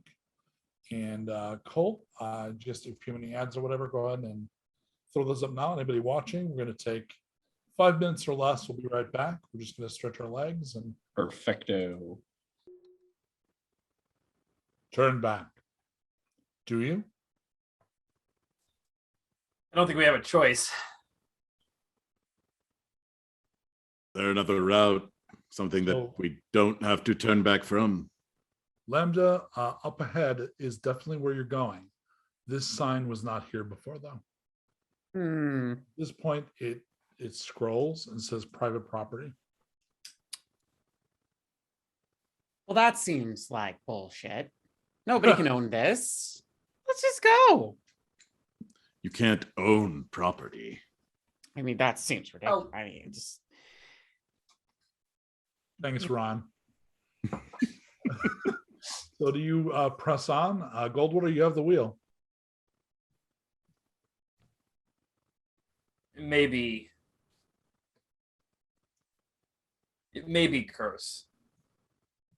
So then I put it in first gear and start rolling and put it in second and then third and then fourth. So Doesn't have fourth. You have to go from third to fifth. Whoa, shit. It's only heading downhill is that an easy transition. I'm picturing the drivetrain to be hooked up so that everything is like extra work. Like you have to like chonk like to get it to do anything at all. Because I think for somebody that's Grendel's size, if it's if it's not like that, it'd be like, oh fuck, I'm in park. So You got to have some good resistance there. Yeah. Yeah, Goldwater has to lean into it a little bit, but you he made you do donuts, so you know what you're doing. Yeah.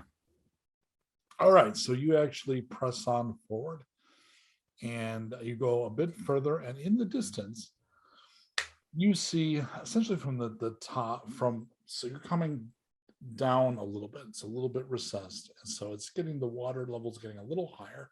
So the wheels are bringing up fluid as you're going forward. I hesitate to call it water because in the marsh it's fluid. It's nasty stuff. What's up ahead is kind of like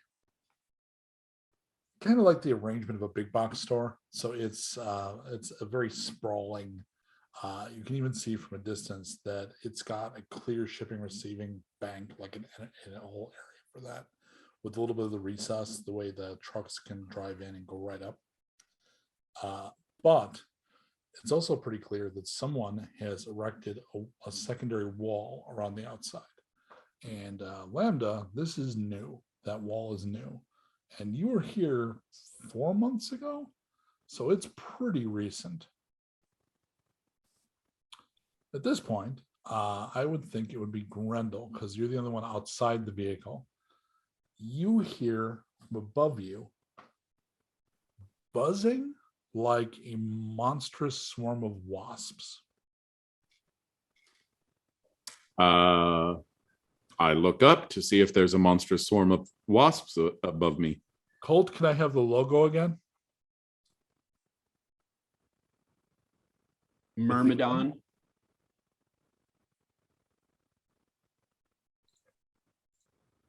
You're looking up, and what you see is quite a few very large boxes with this logo being dropped on the truck from far above. So they're executing some kind of attack by way of delivery. It's very aggressive delivery. I'm going to need a driving test against a difficulty of 4, sir. Oh, no. Right.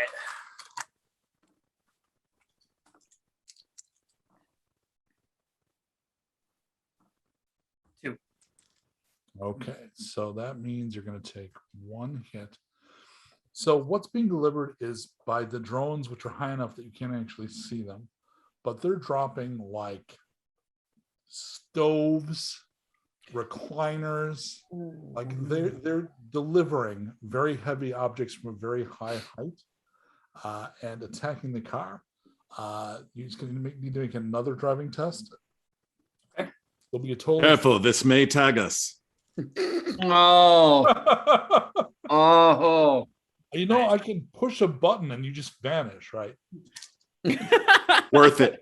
Always worth it. I can't believe they're dropping it from so high up. Must be frigid air. Oh no. Yeah, there's 2 of us now. Gotta deal with it. I just publicly said how much I liked you. What the That's Well, you made a mistake. rookie move. Yeah, One right. success. Now that it I, has your approval, it doesn't matter. How many second time? 1 success. Okay, so 2 scores. And that's gonna mean 1, that's gonna be all right. I would how big are these delivery drones? You can't Big see, enough. Pardon? you can't see them. Oh, we just hear the sounds and packages Correct. falling. So whether it's by design or whether there's effectively a low-hanging cloud bank, Okay. they're up above that. And Okay. they're dropping heavy packages down on you. Okay. So my idea that this would be scored by Ride of the Valkyries is not quite yet manifest because we don't see them coming in. So the way I've got this mathematically set up is they were causing 3 damage in 3 waves. Every score is we're subtracting a point of damage. The car has 6. 2 rolls, the truck has taken half its damage. Uh-oh. So if the 3rd roll, if you score anything at all, you're okay. But if you miss entirely, they're going to fall on the truck and stop it. Okay. So 3rd and last driving roll, and the whole way, this is a very expensive action sequence as you're dodging ridiculous oversized deliveries and unwanted Myrmidon deliveries. So the final roll is the best of all. And I think at this point, you probably gun it. So the rest of the falling stuff is behind in the rear view mirror at this point. Yeah. Outrun them. There's a second, again, picture it again like being the sign over a road, but they're suspended by balloons.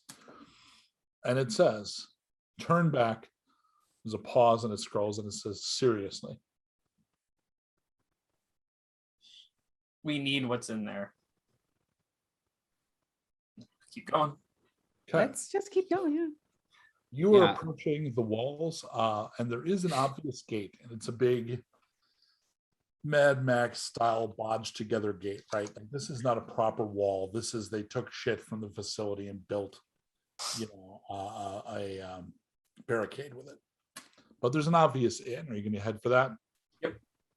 Okay. As you're heading in, you notice on either side of that gate is what you figure out as they're put into function, extra large doggy doors. So they've actually got the flaps.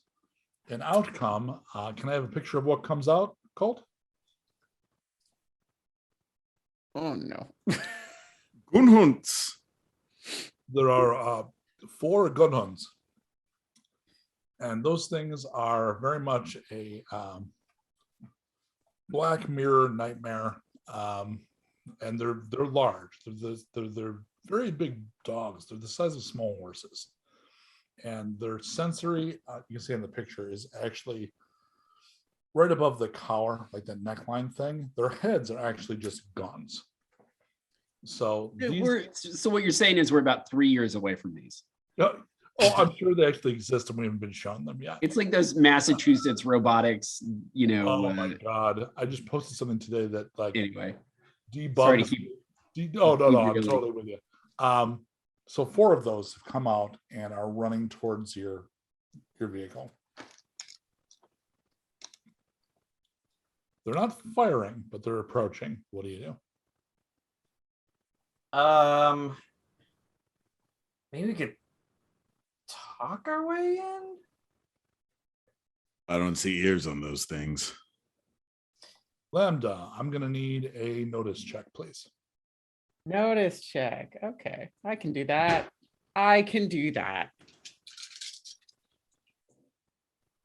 Okay, I have 3 5s. Okay, so apparently Lambda is like, you picked up Lambda to maybe scavenge you some bullets, and Lambda is apparently a complete fucking ace at this point. Like, it's just nailed everything. I'm telling you, I just need this luck with pickles, and then we can be out of here. But So you look out the window and you notice a little bit off the road to your left, there's evidence of 2 destroyed vehicles. A motorcycle that's kind of split apart like the gas tank was ruptured, and a truck. And on the door of the truck is Curse's emblem. oof, that's bad news. I'm gonna tell everybody that this is 100% curse. This is 100% curse. We should probably start shooting. Light them up. Light them up. My video's frozen. Can y'all hear me? Yes. Yes. Okay, then that's all that matters. Okay. Yeah. These Let me- are. I'm going to recontextualize something for Kdin because I think Lambda might have caught this and Kdin doesn't seem to have. These are destroyed curse vehicles, not Okay. active like- curse vehicles. Curses vehicles rolled up and got. And then they got. That's okay. what's Smooshed. I mean, I suppose. All right, then. Enemy of my enemy is my friend, possibly. Possibly. See if they have Possibly. ears. Okay. Let's break then. So you'll come around and stop. Yeah. Mhm. 3 of them hang back and 1 slows and walks towards you. And at the neck level, a little screen pops up and flips down. And it's like an intercom screen. Can I have the picture of the woman, please? So this face, which is also kind of distorted in that same way, so it's got the the scan lines, appears on the screen. Can you not read? We can, but we need something from inside there. This is now private property, friend. Can I see a deed? You see my deed in front of you. I have 4 of them. Looks like dogs to me. What is it you need? Why shouldn't I just have them blast you?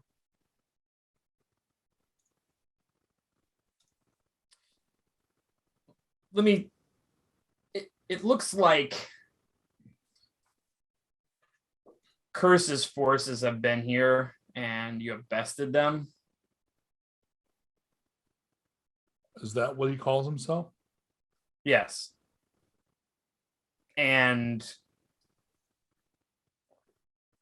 Curse is coming to take over Texon, and a settlement that we are all living at is next in line. We need bullets for the guns we already have. If we don't stop Curse, he'll keep coming for the rest of Texon, where you are. And he doesn't care about your property or your claims to it. Come in on foot. Leave that big fucking gun in the car. That's fair. And at this point, even from a distance, you see the gates open. Let's go. Grendel, do you leave the minigun in the truck? Yes, unless I'm instructed otherwise by these folk, it's not like I'm ineffective without it. So You are Not like we- escorted by the hounds. The hounds, by the way, have the Myrmidon Delivery Systems logo. Sure. They apparently have been security in the facility for a very long time. And you're escorted with them inside, and they take you down to where it's kind of mid-calf to almost knee depth muck, unfortunately. But then you're going into one of the areas that's got the shipping receiving, and there's a little bit, all those places have a little bit of a walk up where the unloading platform is, and that will get you out of the crap. And one of those doors has a big rollie, and that opens up, and you see the woman from the screen in the flesh. What wasn't clear in the video image is she has a lot of cyberware.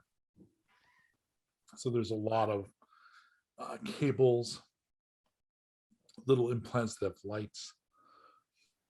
She's also dressed unusually colorfully, like she has a lot of gold in what she's wearing. Very stylish looking for what appears to be a scavenger. Hello, I am Tisha 10. Who are you? IRS Special Agent Goldwater. I'm Lord Navad. Lambda? and call me Grendel. She reacts only to Lambda. Really? Yes, really? She takes out a little handheld device with a holostick, and actually it makes a little, the shitty little Star Wars holograms that like barely have a point because in the early movies they were so distorted. It's like, I think it's Darth Vader. It's blue. She's basically got the equivalent of like a Facebook photo album of things that she's captured, and about half of them are your work. So things you've tagged, installations you've put up. I'm a fan. Oh, well, we are in luck, aren't we? Nice to meet you. How are you? Can you tell us about this? Certainly. Come with me. And she walks you out of the shipping receiving and into the main warehouse. There are 3 or 4 other people here working, but they stay at a distance, and she does not make a point of introducing them. And a couple of them are carrying submachine guns. Like, she has people here. When she walks you into the proper warehouse, you see that a lot of it looks cleared out. This was, I think, some kind of aggregation and redistribution drop point for the delivery drones. I have a particular talent for security. I was trained by someone named Tiber Fane. Taught me a great deal, and she blushes a little. I was able to get in here. It wasn't, I mean, I've run military with him. This was nowhere near that serious. That's why I was able to attack with the drones the way I did. I was able to retrain these hounds. I had planned to move in here for a while because there was a lot of stuff here, but honestly, once those bastards rolled up and two motorcycles, about 12 thugs, one truck, it felt like scouting, which means they'll be back. I have a sanctuary up in the hills, a real nice place. So what I've been doing is sending the drones out. I've just been emptying the place. Anything I can need, I flag as though I bought it, and the automated system here is just delivering it. The only trick has been I have to get them to fly NOE. I fly them when there's a lot of mist or overcast. Like if there was a steady stream of Sorcerer's Apprentice's brooms with like 1,000 packages, someone would notice and stop them. So I've been sneaking out as much as I can. So what is it you need? I mean, I made it treacherous to get here, and you made it through everything but the hounds. So you're obviously motivated. You're looking for what? Guns? Guns, ammunition, anything to help us fight Curse. New clothes. Well, I intended to take the hounds with me to protect my home. And they need some ammunition, obviously. But it's only of a pretty particular caseless grade that these things use. There are whole shipments here of ammo and weapons for hunters. I don't know. My husband knows a lot more about guns than I do, but I know that most of what's here is bullshit. It's either too low caliber, it's for casuals, it's not real high quality. The gunpowder has value for reloads. All right. Oh, so like the shotgun shells, you could just dump them. Right. Or rounds for a rifle, we can crack them open and use them to reload ammunition we already have. I mean, this is the way these days. I haven't moved really any of that yet. And as you're walking, you see that she has basically come in and gutted the place. Like Lambda, when you went through here before, it was like, here is a major cache, but she's apparently gone, look, canned food.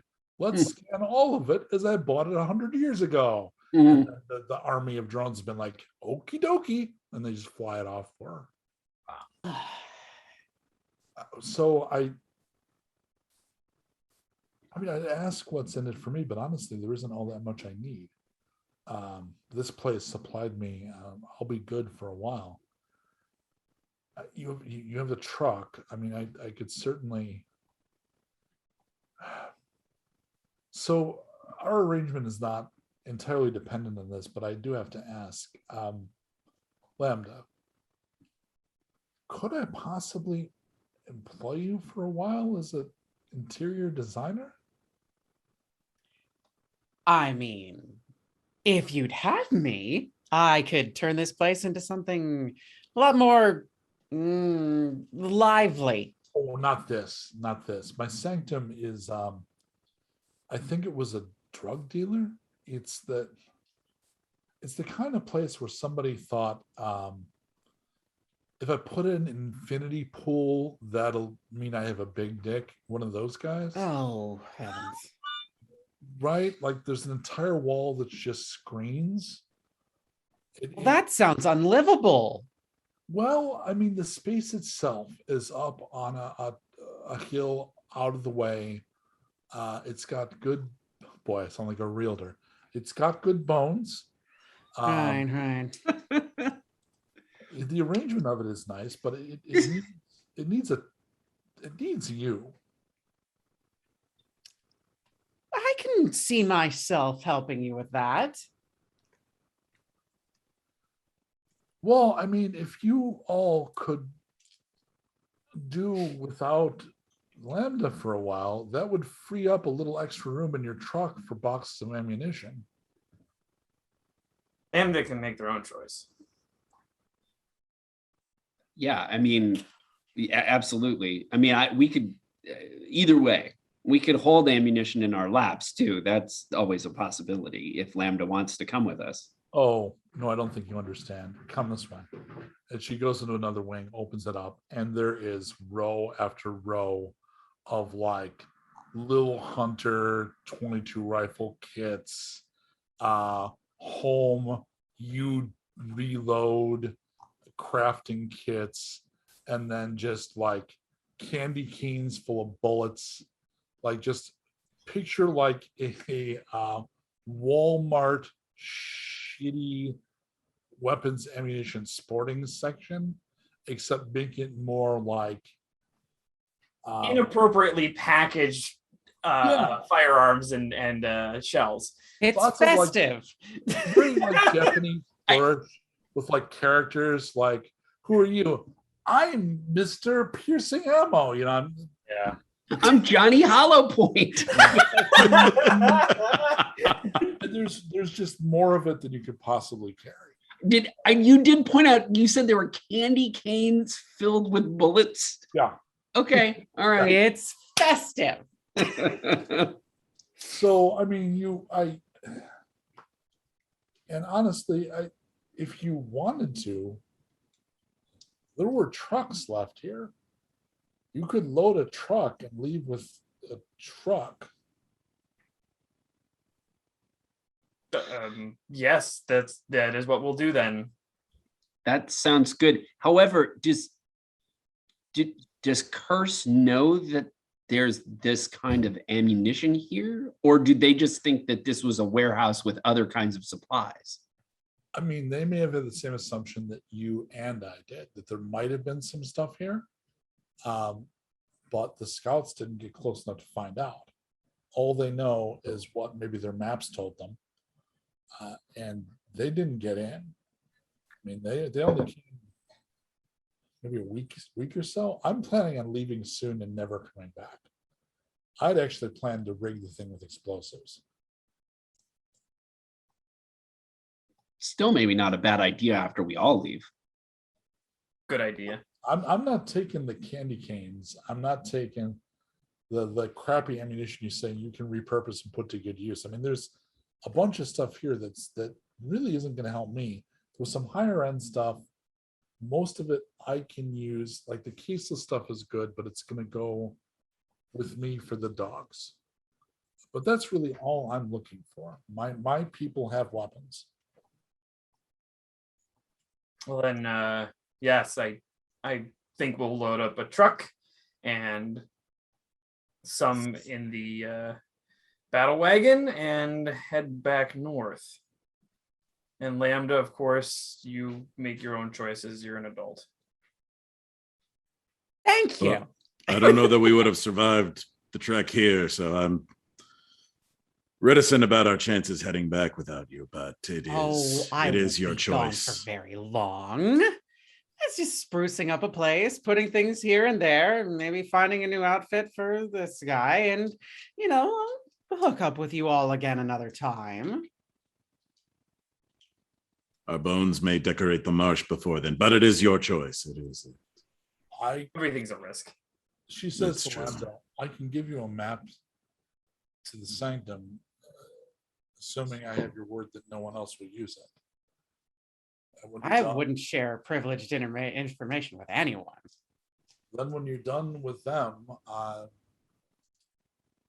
mean, if you're going to give, and she gives a kind of rude, like up and down gesture to Devad, if you're going to help this, I don't want to interfere. It's a work in progress, honey. It's a work in progress. So I can certainly prepare a bedroom for you, and then when you're done with your work with them and with him, you can come join us at the sanctum. That sounds fantastic, lovely, and perfect. Should I drain the infinity pool? Oh, yeah. Drain the infinity pool. Just drain it, throw concrete in it. I don't care. It's going to be gone by the time I get there. All right, I'll see to it. So I will ask this, and she turns naturally to Grendel just because he seems like a leader. She doesn't know he's not a PC. There's no stamp on his forehead. There's no distinction in the real world. I'm not making a straight trade here, but I will ask. Can we say that you owe me a favor? That is honorable. And you could have wiped us out at your doors, but you chose to speak and to hear us out.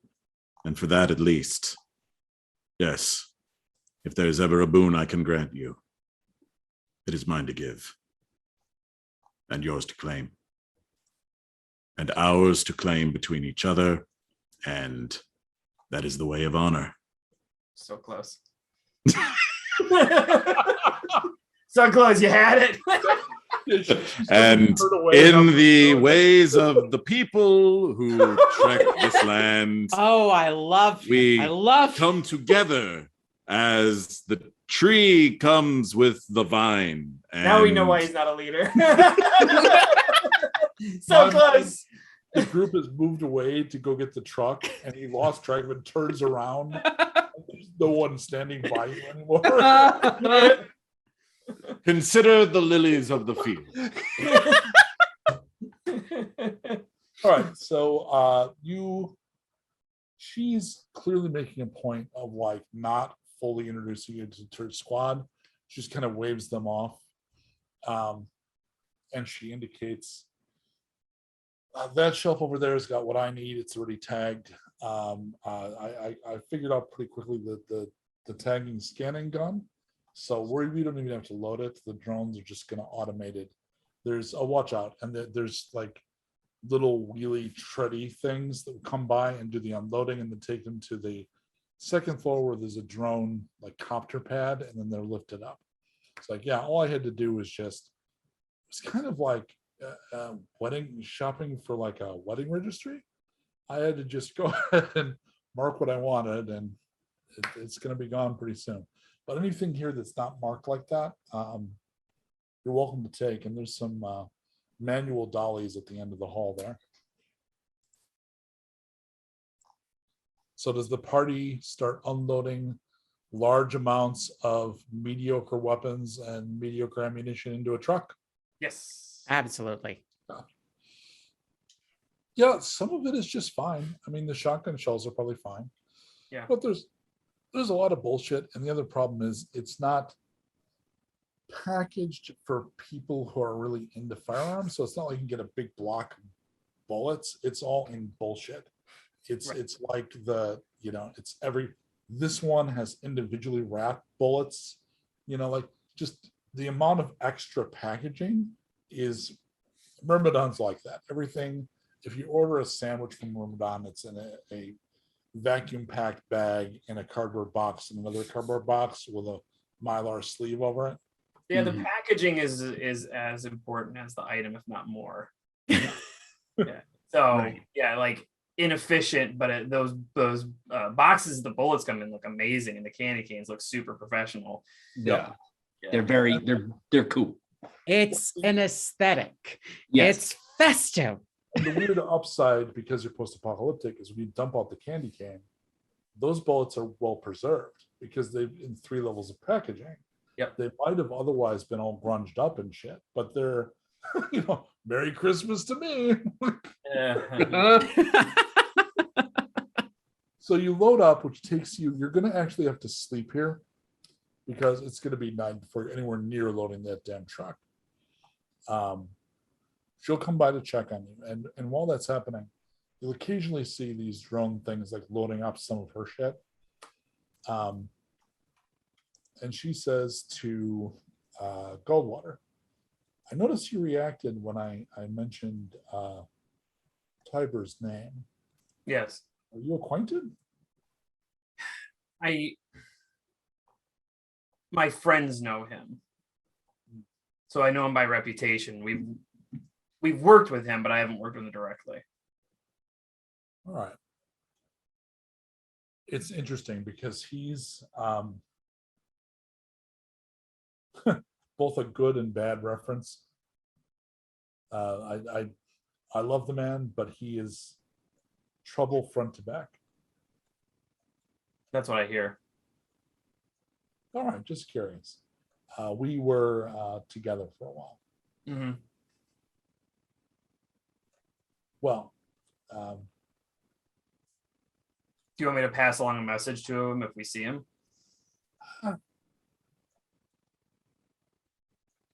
Can you say 10 says 11? Certainly. Thank you. And it's clear that she was fighting the urge to try to get information out of you, but you didn't have any. And I don't know if Goldwater, the VOD, make that check. Insight check? Yes. Against what? What's the difficulty? 4. I got 1, 5.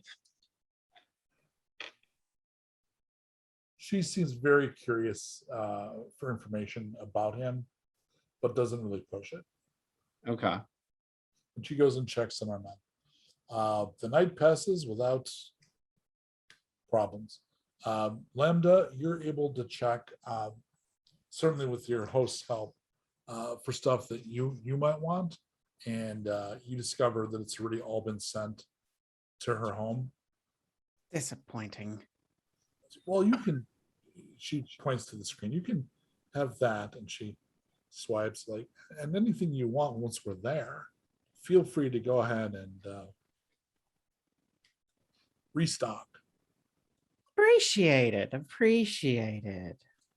mean, honestly, it seems strange, but some of these shower curtains.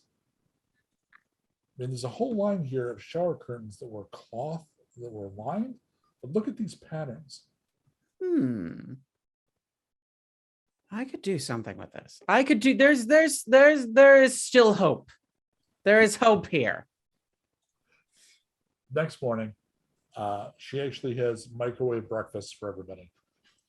Of course. So you've got little microwave, kind of truck stop breakfast with the. It's not a normal thing these days, and they're terrible. But to adjusting for your current environment, they're probably pretty good. Yeah, I mean, we've been having oats every morning for probably months on end. Bits of Right. squirrel. Yeah. Maybe some eggs. Like a 100-year-old breakfast burrito doesn't sound that bad. No. Yeah. So everybody eats up. You load the truck, and Hey, Mike, is there any chance I could find a good set of pens? yes. I'm gonna Look at him go. Gonna be Look a at him box of go.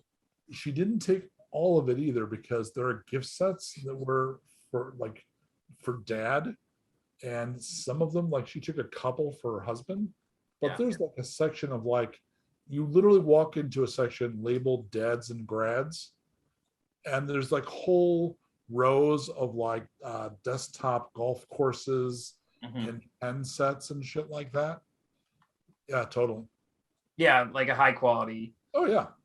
handful of pens. And I can't think really, honestly, I was like, what else would Goldwater want? And it's like, Well, I mean, the other thing I think long term you're looking for is maybe battle weave, but they wouldn't have that here. No. Rather That's why I than didn't even wearing bother. It's like, no, I got a great suit now. It's super, Yeah.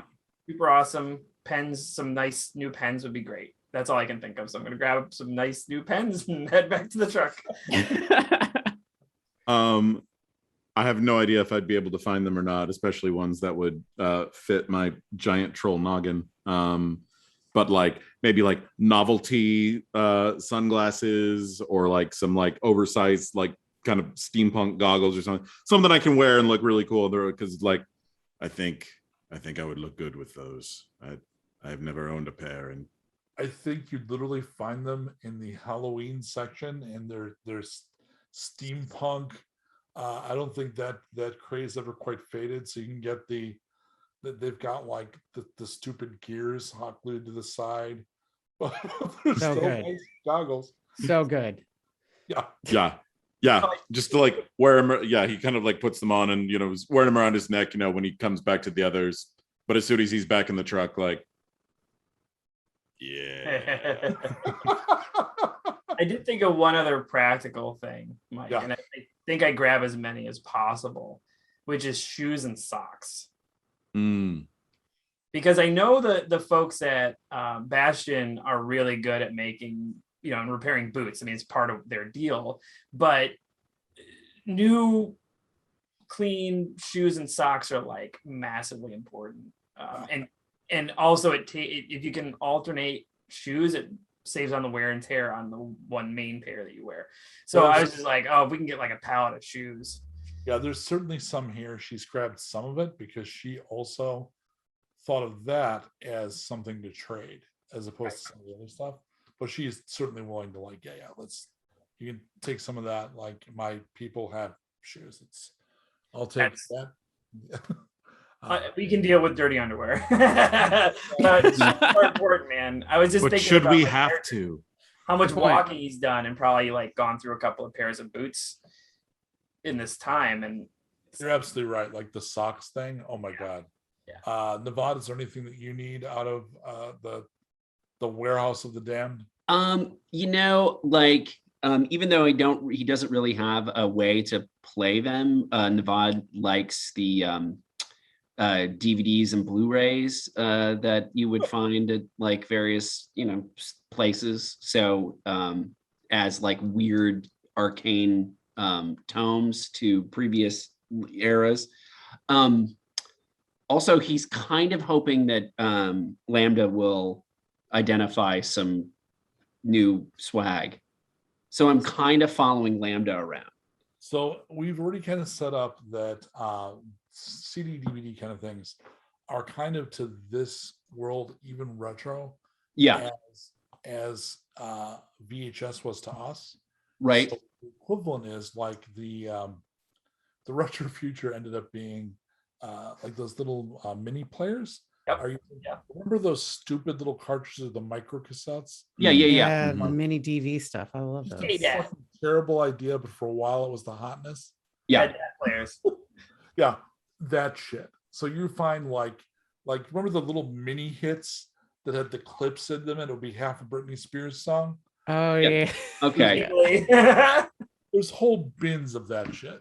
Okay. No, So I'm just gonna kind of like thumb through some, and it's all like cargo cult kind of stuff for Nevada. It doesn't mean anything. It's just like weird, cool, old stuff. Right. All right. So you just feel like It's good, just like kind of like a little bit crate digging in that he's like looking for stuff, but it's all just based on like the aesthetic of it. So I'm going to pull the camera back and say we see Nevada loading the pockets of his big jacket and part of a messenger bag with like hit clips and like glimmer films, and then we pull back and we see Lambda standing next to Tisha, and Tisha says, "You have so much work to do." It's not even funny. It's just too much. But I have faith in my own skills. In fact, I actually can I do like a search of the area for any of the stuff that I might have sketched for Nevada's new look? Yes. Roll a d6 for me. I have a 5. 5 is good.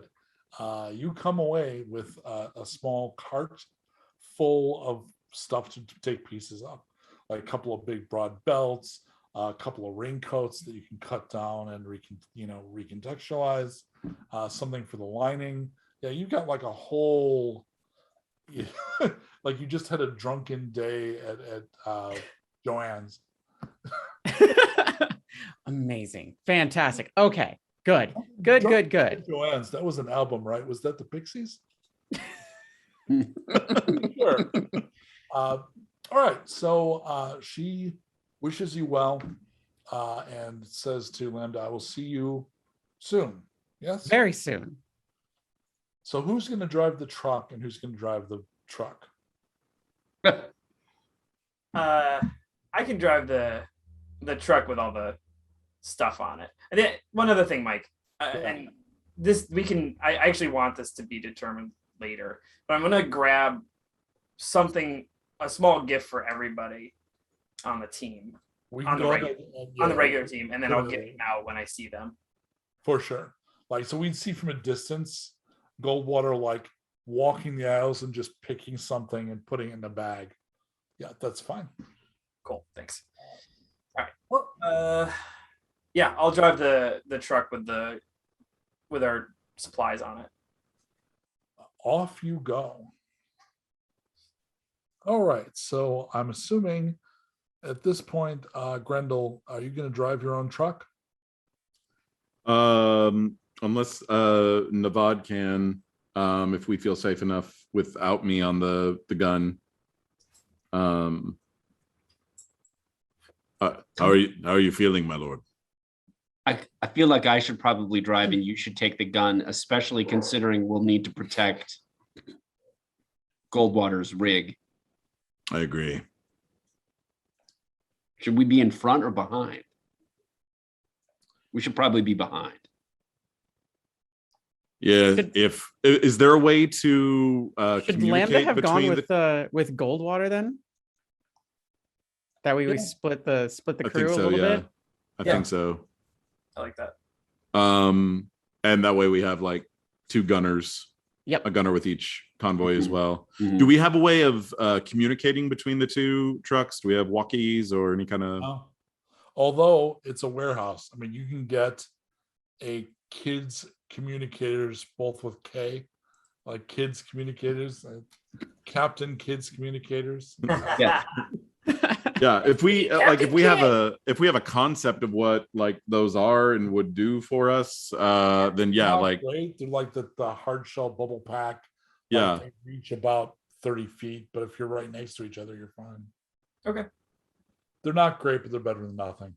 let's use those. yeah. Yep. That way that like we can keep an eye from behind. Mhm. But if Goldwater notices, or Lambda for that matter, notices anything in front of them, we can speed up and come up around on the other side of them as well. I Okay. like that plan.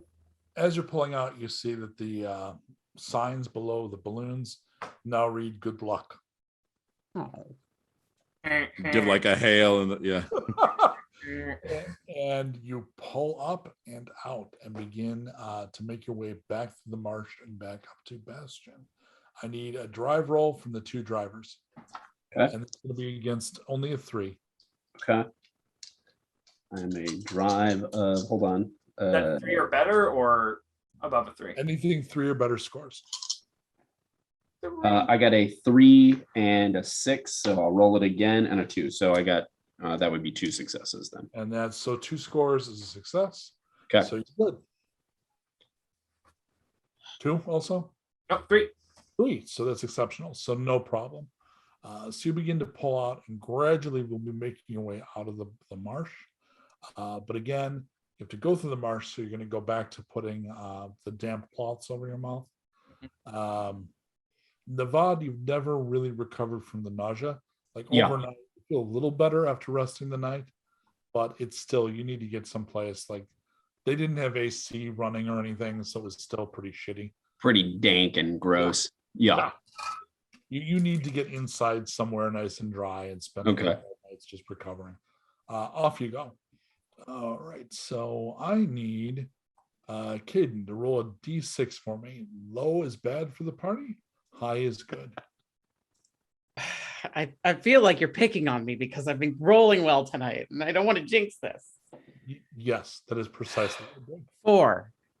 But that was a good number. You're doing well. I'm doing okay. 4 is low for the evening, but I'm okay with it. I'm all right with that. I need a notice check from Grendel against a 4.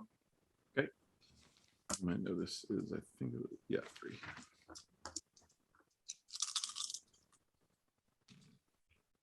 3. 2 successes. Okay. As you're heading back north, you spot a small group of, you think they're goblins, probably scavengers, up on a little bit of a rise watching the road. That strikes you as not great news, because if they're looking for things to possibly raid, you have a delivery truck. Mhm. So how do you react to spotting them? Are they within earshot? Am I loud enough to be heard over the engines, or No. I'm going to reorient my gun so it's not pointing at them, but it's pointing in their direction, but kind of like down at the ground, like, yay, we're driving along, but you've come towards me. Like, it's going to be easy enough for me to kind of, and just give them like a little. Make a notice check against a 5.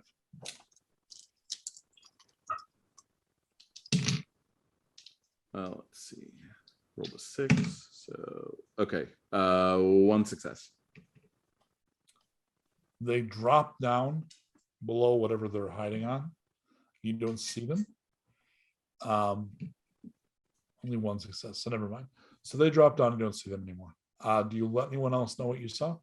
Yeah, I'm going to. I assume that the radio is in the cab with Navad. So like pound on the top of the cab, kind of lean down, like, let them know we may have trouble ahead. Goblin Ravengers. Okay. And I get on my Captain Kid communicator. Yep. And push the It squawks with a it's like I'm talking into his face, it's like it looks like a face. And I try to get a hold of them. Guys, this is Navad. Grendel saw possible goblin raiders up ahead. Be on the lookout. So I'm going to need a notice check for the front vehicle, which is Grendel's, right? So Navad, you're in a. Did we go in front of them? We were behind. We We were saying, yeah, so that we could watch from behind, and then if we needed to scoot up in front, we could. Who's got the better notice check? Is it going to be Lambda or Goldwater? I have 4. Same. Okay, so let's make it Lambda because Goldwater is driving. This is against a 4. Okay, I have 2 5s. Yeah. That is a success. You notice that something has been dragged over across the road up ahead. Okay. Well, that's interesting. And I have no idea as to what it might be. You would have needed an exceptional success for that. Okay. So it's just something in the road, huh? Do you tell Goldwater? Yeah, absolutely. Well, Goldwater, you can take a chance. So go ahead and roll against a 4. This is a notice check. Okay.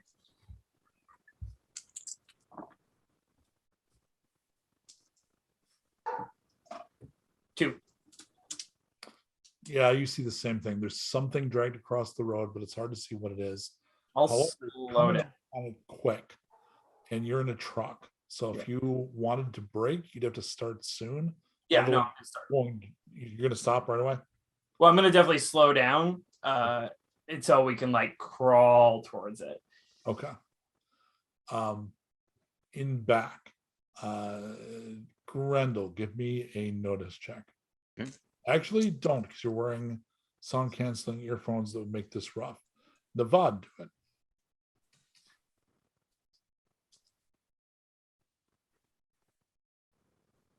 Yeah, I'm muted. Against a what? It's going to be a 4. I got a 6, a 5, a 6, and a 4. So 3 successes. Been rolling really well. Okay. Yeah. You hear maybe motorcycles coming from Okay. behind into the side. To behind into the side. Okay. I'm gonna tap on the roof to try to get Grendel's attention and kind of motion like, hey, with your So Grendel, headphones. it's back the direction. If whoever was like watching the road dropped down and waved somebody over, they'd be coming from that direction. Right. Okay. This- They're this coming is- from behind us. Yeah. Like Yeah. you're just one passing where their observation spot was. Gotcha. And you see the big the delivery truck is slowing down. Okay. Goldwater is slowing down. And at this point, Lambda, you would notice that what's on the road, now that you're close to it, are boards with nails connected. Yeah, that's what I figured. Oh no. We gotta get these out of the way. So Goldwater, are you going to risk taking the nails, or are you going to stop the truck? I'm gonna stop the truck because Stop the truck. That's a good we won't be able call. to make it. We might be able to make it through this, but we won't be able to get the stuff back. I'll stop the truck, and my next move is to get out. Okay. So Grendel, the truck ahead of you is stopping, and behind you, you now see there are several. I hate to reference the wacky races again, but this is like if you took a parking lot full of shitty little, barely functional vehicles and cobbled together goblin cycles, right? So they're like all different because they're just been kind of upcycled from unusable other devices. So they're like, one is based on a Segway kind of looking thing. The other one's like an electric motorbike, but it's got 2 sidecars. So it's almost like it has balls. Like, and there's this small swarm of goblin raider vehicles coming your way from behind. Yeah, I gave them fair warning. I'm opening fire. Okay, go ahead and do a shoot against a 3 because you're hitting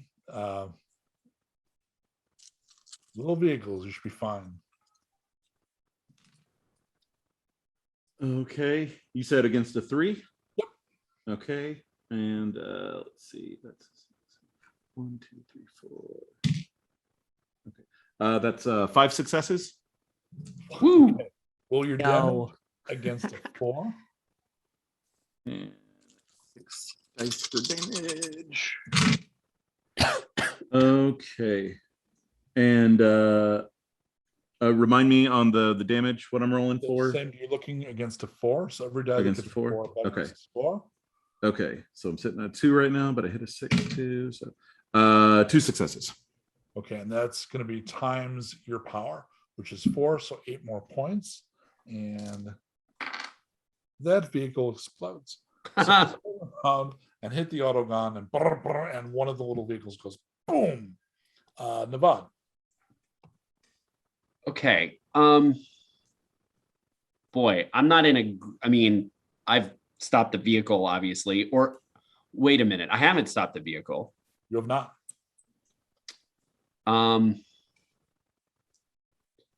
I think I'm gonna. I catch that that Grendel has like taken this one out. Yep. I'm gonna kind of gesture like, do you want me to turn around and we cavalry charge at him? Yeah, I'll give them the go ahead because we need to buy them time to get the boards out of the way. So Right. The vehicle is actually armored. These things are not armored. So go ahead and give me a drive against a 4. Drive against the 4. Okay. I got a 5 and a 4. So 2 Okay. successes. So Pardon? that's So just the language, by the way, at this point, because we found a thing in playtesting that was confusing. So when a die equals or exceeds the difficulty, that's called a score. A score, right? The reason for that is otherwise you have to reuse the term success. Right. It's confusing. So 1 score is a partial success. 2 scores is a success. 3 or more scores is an exceptional success. There we go. So that is a success. You turn around the battle vehicle and you go right into the wacky races. The goblins, you actually hear, sometimes even in a confusion, like in a crowd, you'll pick out a phrase. You can clearly hear somebody yell, "Oh, fuck!" The truck just dives into them. A couple scatter. You think one explodes. The other thing is it's clear there is more than just these vehicles. There is a small tribe, but that, as far as raider scavengers, that's not that rare. Something that is almost expected on a road like this, but they scatter. Goldwater, you are out of the vehicle, and you said you've got your weapon ready. Do you want to fire at any of these buggers? No, as I'm getting out, I holler at Lambda, "Cover me," and then I run towards the boards. Oh, you're gonna take care of the. Okay, so Kdin, D6. I'm picking on you. Kdin. You're muted. I got a 5. Yeah. So far, Lambda has yet to fail any of these tests. So the two of you begin taking down the obstruction. All right. Navad, give me a drive check because they start firing at the truck. Okay. Still against a 4? This could be against a 4, yeah.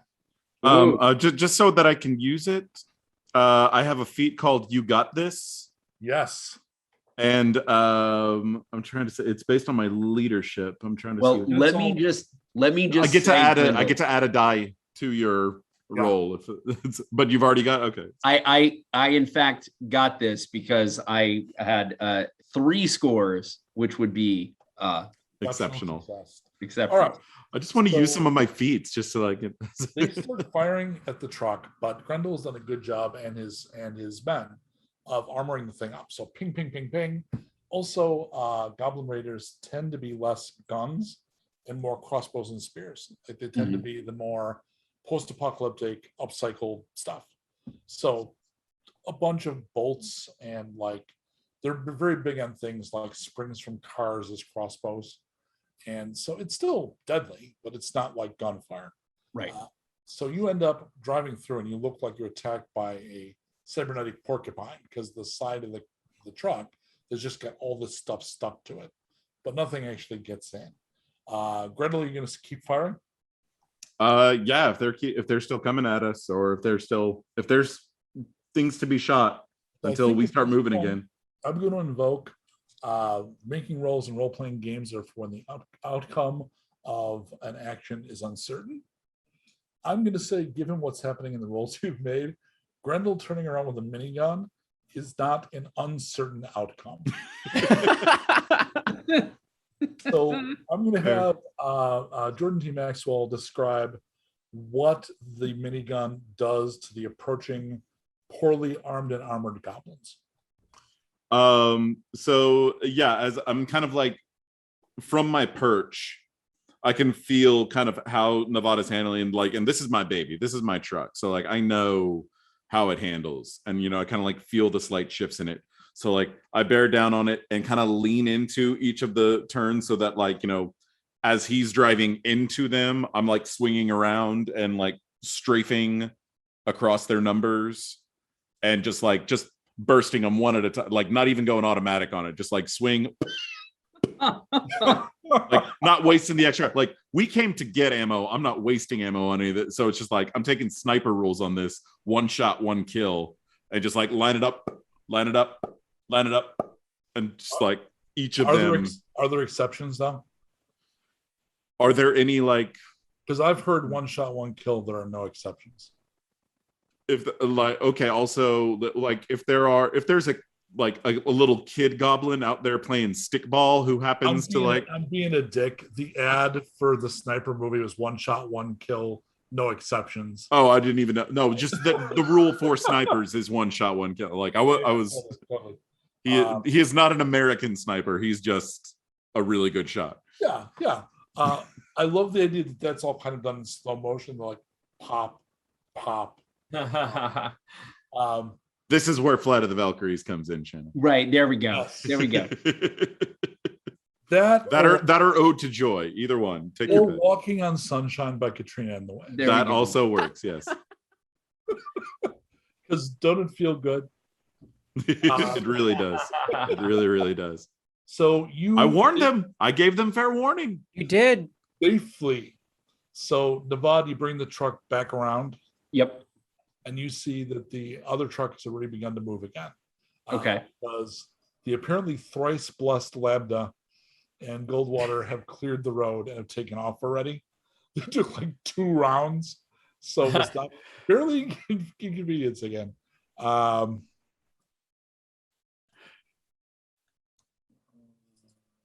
Okay, cool.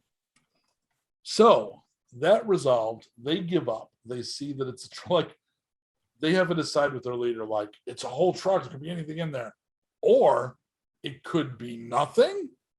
Let's just pretend like it was nothing. And they It's decide, like sour grapes enforced by bullets. yes, You also said that this tribe, like, they don't use guns or bullets, so to them it really would be nothing. Like, what? This is a strange kind of food. Right. These nuggets are too hard. or they develop a crossbow to fire the bullets, or they slingshot them.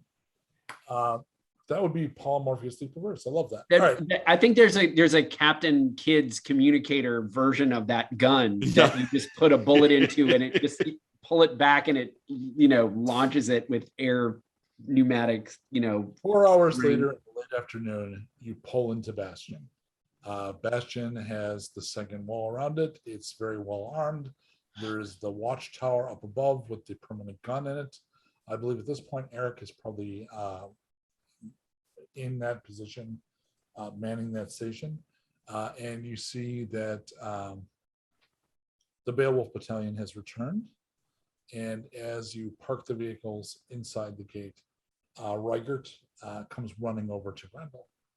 Reigert is your second. Grendel, I see you're still in one piece. At least that many years.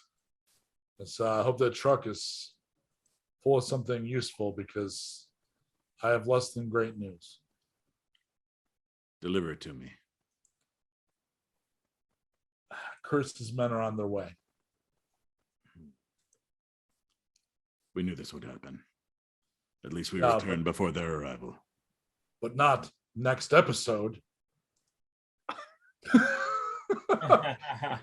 All right, so we're going to call Which it is our increment of daytime. Yes. It's, exactly. when the sun goes down and the sun sets, rises. An on the episode next has ended. Yes. All I'm right. sorry that we were gone for 2 episodes beyond what we thought it would be. Thanks, I was on the road for many episodes. many episodes. thanks to the mighty Maxwell for playing the mighty Grendel. And Thank y'all for having me. it's for Kdin for playing your alt, who turns out to be far more kick-ass.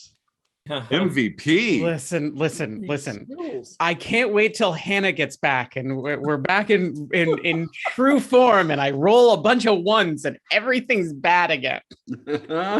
So Shannon, are you doing the outro today? Yeah, I got us. I'll take care of us.